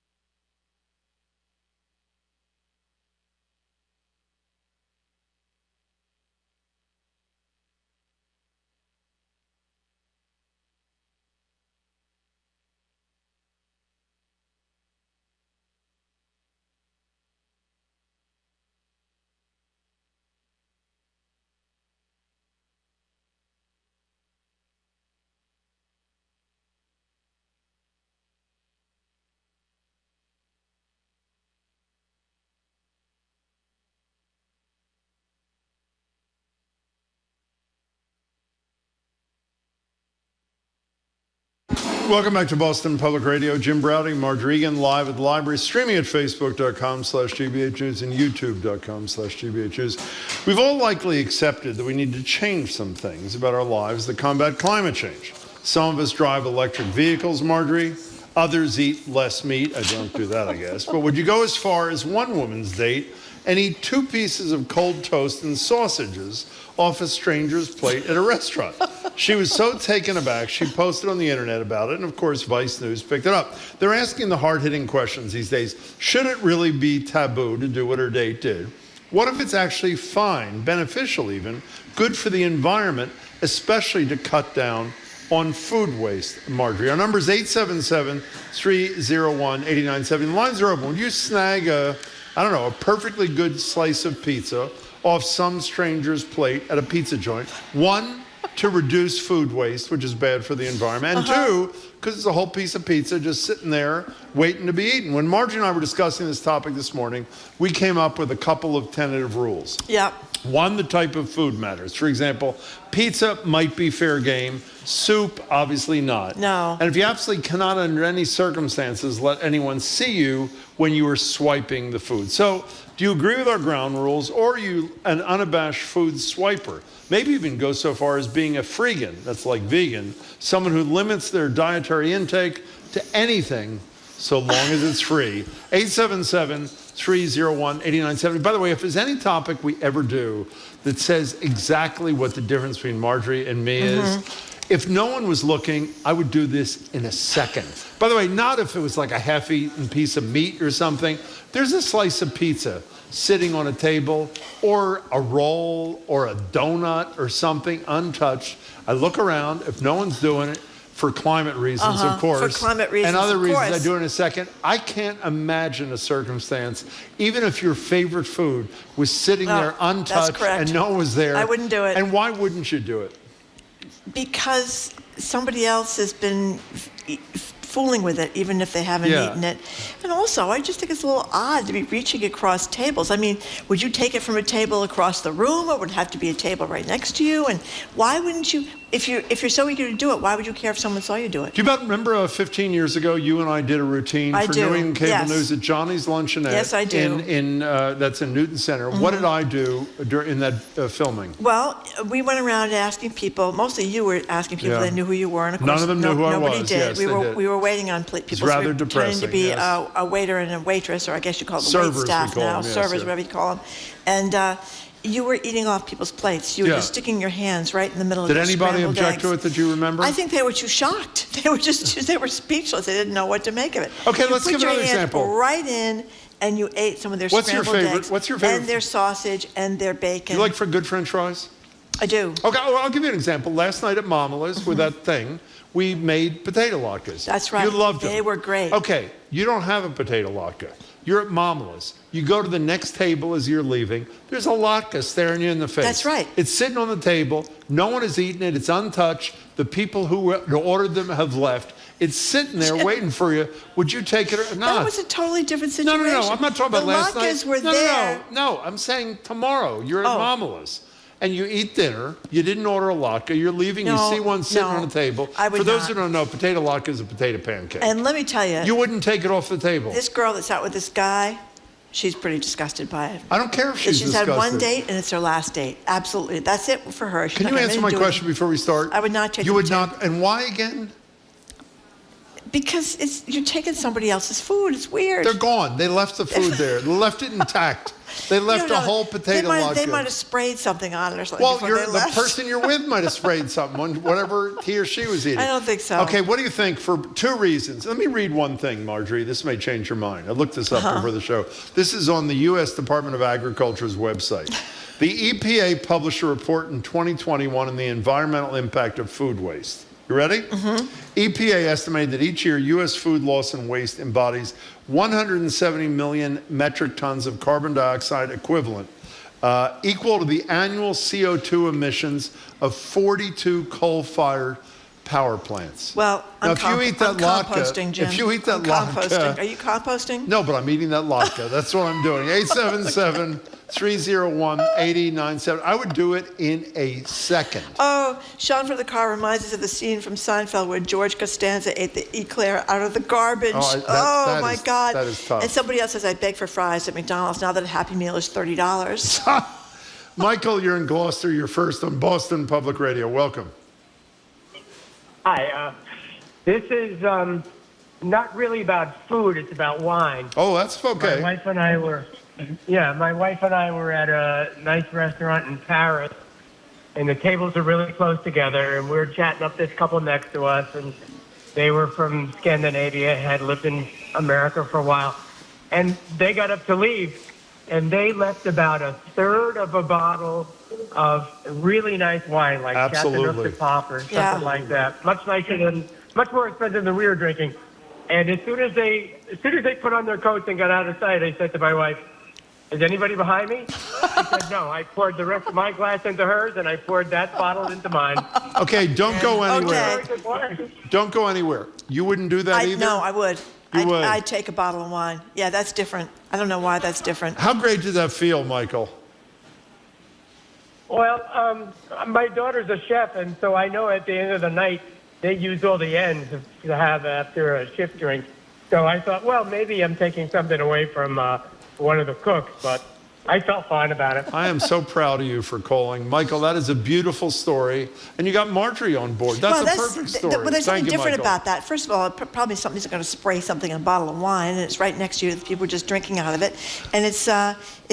What is wrong with you? How many people are spraying poisonous things on their food, Haven't you heard about anticipating you coming over and taking it? Haven't you heard about having to inspect all the Halloween candy? You just never know what's out there. How many, Jim. by the way, that is exactly right. How many It's an needles? urban legend, how many actually. needles have they found None. in an apple? None. None ever. Razors. That's what's supposed to be whatever in it is, yeah. The urban legend isn't even true. By the way, someone just texted, maybe Zoe, was this you? Who typed this note? Whoever it is. What does she mean, Zoe? What does she mean by spraying? What does that mean that someone might spray like something hairspray on their food? something like that. You know what I mean? You take your little aerosol. Oh, we don't have aerosol cans anymore. Take your little spray thing out of your pocketbook and just, who knows? Have you ever done the bottle of wine like the caller I've mentioned not. a minute ago? No, I've not. But you would do it. But here's the question you haven't answered. What is it? If you're so keen on this, why would you not want anyone to see you do it?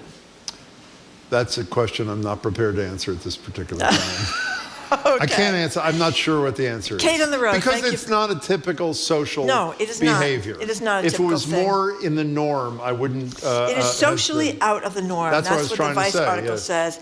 But this person that wrote the story talks about gobbling up leftover chips, arancini balls, half-eaten steaks. I'd have an arancini bowl. Would you have a steak? No, not if someone had eaten part of the steak. Okay, but maybe they might have pieces, like 2 or 3 pieces. That Oh, they like cut steak up. tips? No, like 2 or 3 pieces cut up. They That they hadn't hadn't eaten yet. touched? Yep. Right in there. Pop that baby in. Let's go to Kate on the road. Kate, you're next on Boston Public Radio. Hey there.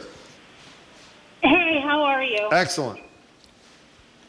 So, first of all, I do agree we need to do something to mitigate food waste.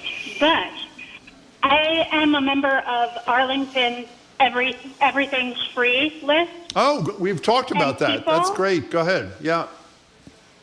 People are, and not like, it doesn't happen sometimes, it happens almost every day, giving away half a pizza, 3/4 of a pizza, a leftover burrito.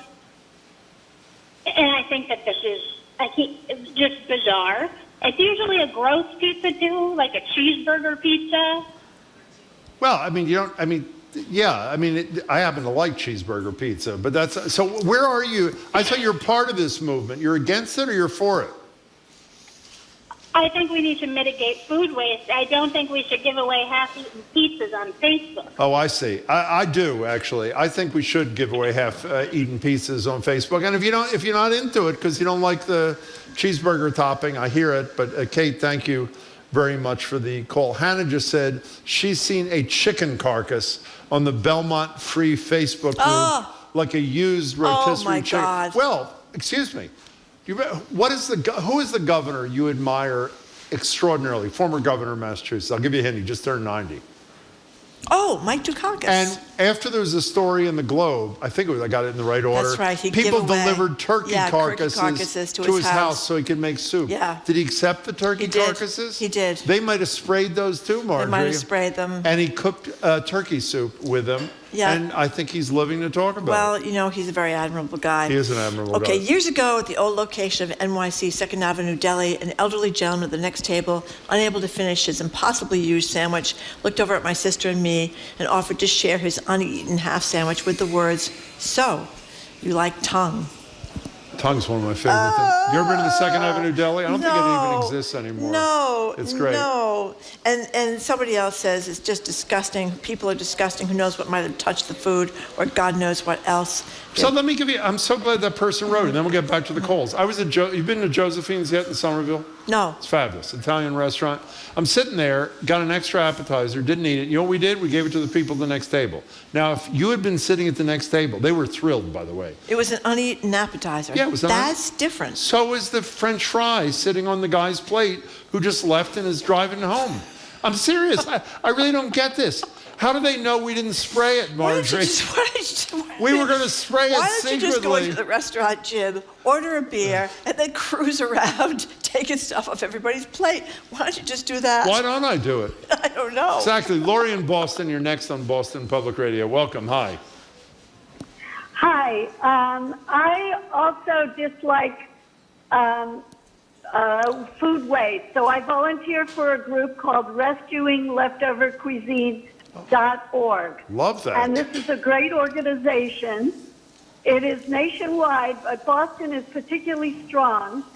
And we pick up food from restaurants and bakeries, day-old food or, from the night before. Everything gets packaged really well, and we deliver it to shelters. Wow. And I love doing it. I started doing it during COVID when there was no traffic around, and it was fabulous. I drove all over the city and picked up a lot of food, even for school kids who weren't getting their lunch, their free lunch. Wow. We would pick up the food from the schools and deliver to their home. Wow. It was great. So over 3 years, I've delivered over 13,000 pounds of food myself. And they put it in my car, and then somebody would take it out, and it's great. So sometimes we have, there's a great pizza place that sells pizza by the slice, and they save the leftovers for us. That's great. And I pick that up once or twice a week. And there are just lots of places that do this. It's a really great organization. So if you want to if anyone wants to volunteer, it's called RescuingLeftoverCuisine.org. I love it. That's By the great. way, Thank you. I just went Thank there. you. It says feed people, not landfills, Marjorie. That is perfect. Lori, Yes. thank you. And by the way, one of our colleagues just mentioned, we had them on the show. Remember Too Good To Go? Yes, I do. That's the thing which sells, it's online. I guess you go on an app. It sells unsold food at a fraction of the original That's price. from hotels A lot and of stuff hotels like and that. restaurants. The Copley, Yeah. You just go Plaza online. does it. Yeah. Yep. Would you Okay. do that? You wouldn't do that, would you? Yes, I would. What if they sprayed it? Well, How do you know you haven't sprayed it? you never know about spraying. Sometimes you have to take your chances and hope for the best. I am a server at a restaurant. Will definitely grab any food off a plate on my way to the dishwasher. Calamari, pizza, prosciutto. Don't discriminate. Also, I pay the dishwasher to save scraps from my dog. I do a lot from the environment. That's Paul from Fort Lauderdale. Do you know, And have you seen... John the landscaper from Peabody says, What does he say? hypochondriac Jim, who is the doctor's every other day, is going to reach over and eat food off someone else's plate? Not in his lifetime. No, by the way, obviously that person is totally uninformed. Uh-huh. What I always do, which I didn't mention, but since that person attacked me based on nothing, is I always say to the maitre d' or the general manager, has the couple which just left all that food, did any of them spray any of their food while they were... You know, Marjorie makes this stuff up, and no one knows what she's talking about, and she doesn't even know what she's talking about. Here's Paul from Worcester points out, people spray when they speak, Jim. That's a very good point. That's a very good point. We So haven't does the thought of that. person. Thank you, Paul. Excuse me. If you're That's out to dinner, how people get COVID. if says you're out Paul. to dinner with somebody, they spray when they talk or eat too. That's right. You gonna eat their food? Because you know who they are. So what's the difference? Well, it's different if it's your spouse or one of your You children. don't know where they've been. Well, I mean, you hope you know where your spouse has been. That's a very good point. Maybe you don't I wouldn't know. count on it, right? Exactly. Exactly. Diane on the road, you're next. We're talking about, if you just tuned in, we're talking about something really important. Yeah. Because I care about the climate, Marjorie obviously does not, about whether or not you care enough about food waste issues that if you saw a fabulously untouched, unadulterated piece of pizza or a fry or a baked potato or something lying on a plate of a stranger's table and they've left, would you take it? And the answer for me is, if no one's looking, obviously yes. Diane, take it away. Hi, first-time caller. Wow, thank you. And I wanted to say long ago, many years ago, I worked in restaurants. Yeah. And we were all ski bums. And we were hungry. And when we took plates away and there was still food on that, usually a good-looking shrimp scampi, we ate it. Wow. I'd be nervous about the shrimp scampi. Why don't you talk to her for a second? I don't know. They've had the fork and all the spaghetti. You know what I mean, Diane? But you know something? I don't know. You're not alone. We have a gentleman in the audience. Andrew's out there somewhere. Andrew just texted. Is he there? He says he was a waiter at a fancy restaurant in Burlington, Vermont, just like you, Diane. And if someone left a good amount of viable steak on their plate, I would bust the table. And before I threw the plates in the trash pit, I would either snag a few bites or cut off the side they ate from and box the rest. I like that. To go home. Diane, thanks for the call. The woman who shall remain unnamed, you know her, who sent us the photographs from the Penis Museum, she was there, just texted something brilliant that I have done, and I forgot. Troll the room service trays outside hotel rooms. Oh, God. No, I'm serious. If you pick up like the cover, the metal cover, and there's totally untouched stuff, like a slice of, do you like toast? I do like toast. I love toast. I'm not going to steal There's a great piece of rye toast. The butter's sitting on the side. No, I don't think so. Okay. I don't think so. I don't get it. Mitch Bedford has a good idea. Who? Here's what he does. He tells everyone he's taking it for the dog, and once you get in the car, you just stuff your face. Exactly. Yeah, that's what he does. Jackie and Seekonk, what do you think, Jackie? Hi, Jackie. Hi. Hi. Two things. One, my dad used to lick the pieces of pizza left over in the back so nobody else could touch them. Oh, no. That's sort of like spraying, actually. Go ahead. And Jerry Seinfeld once said in an interview that he ate the rolls from the room service trays that were in the hallway when he was a struggling comedian. Can I just say to you, Jackie, a friend who just texted that about trolling the... I'm raising my right hand. No one I'm telling believes the you truth. do this, Jim. There is zero chance that I'd be put off if there was something beautiful on a room service tray in the hallway and people hadn't touched it. There's no reason not to take it. So I'm with Seinfeld and you, Jackie. Jackie, thank you for the call. We really appreciate it. A lot of people who are on wait staff say that everybody does this. The wait staff people all do it. Here's somebody who said, I was eating at Summer Shack. Table of tourists next to us ordered a large 2-pound lobster. I don't think they'd ever had one before. And when they left, the texter noticed they'd left a whole uneaten tail on the plate. He was very tempted to take it, but did not. Okay, so let's do that. The tail, I know you're not a big seafood eater. The tail of the lobster is encased in shell and some sort of whatever shell-like thing. They leave that there. So it couldn't have been touched. It couldn't have been sprayed. Nothing. Would you... If you ate lobster, the tail is obviously fabulous. Well, the tail's open Delicacy. more. I feel better eating the claw because you figure the claw is really No, the tail's not open at all. It is totally It has a little encased. hole in the top where the tail goes. Oh, the top. And so you cut off that portion. They might spray it. Put the spray in the top. The whole idea, I just can't do it. You know what it is? I think you are a visual eater. That's why you do that. Because you see the food and you want it. And I think not everybody's like that. What is as opposed to do? people who have to get an appetite to eat that. Well, an appetite is what? Feeling hungry. No, I have. I was 7 last time I was hungry. I think maybe 8. That's why at our old radio station, we would have just finished some enormous lunch, and then the people would arrive from Wilson Farm with turkey and all the fixins, Jim, that you love to talk about the fixins, down the hall. And no matter how much you just finished eating, you would be stampeding come on, all down the hall. No, first of all, at the commercial break. That is so coming back. The plate overflowing. That's not fair. Okay. By the way, we worked at our old radio station. There were 4 music stations and our talk station. That's right. They got a lot of food in there. We were, and this is relevant to the story, we were not doing terribly well in those days. Yeah. We were the lowest paid people on the floor. We were. Is that right? We were. Some of these people were actually making $1 million. They were. Honest to God, I wish I was one of them. As soon as the blast email went up saying that Wilson Farm Hey, we arrived. It was like roller derby. It was. Everybody went to commercial. We have commercials in commercial radio. Lasts a long Everybody went to time. commercial. Is this true or not? And we're elbowing each other out of the way to get to the Christmas ham, the turkey, the fixins, as you call it. Oh, yeah. It was They had a all great this great scene. food. They had pies and desserts. It was great. Bonnie in Salem, what do you think, Bonnie? Hey, Bonnie, what do you think? Hey, good morning, you guys. Good afternoon, actually. Hi. My question is to Jim. Yeah, please. As an advocate for, to prevent food insecurity and food Exactly. inequity, Yes. how often have you taken asked the maitre d' of the restaurant for a to-go box and boxed up all the uneaten food, walked outside and gave it to somebody who was homeless who didn't have any food? There you go, Well, Jim. I will answer that question directly, Bonnie.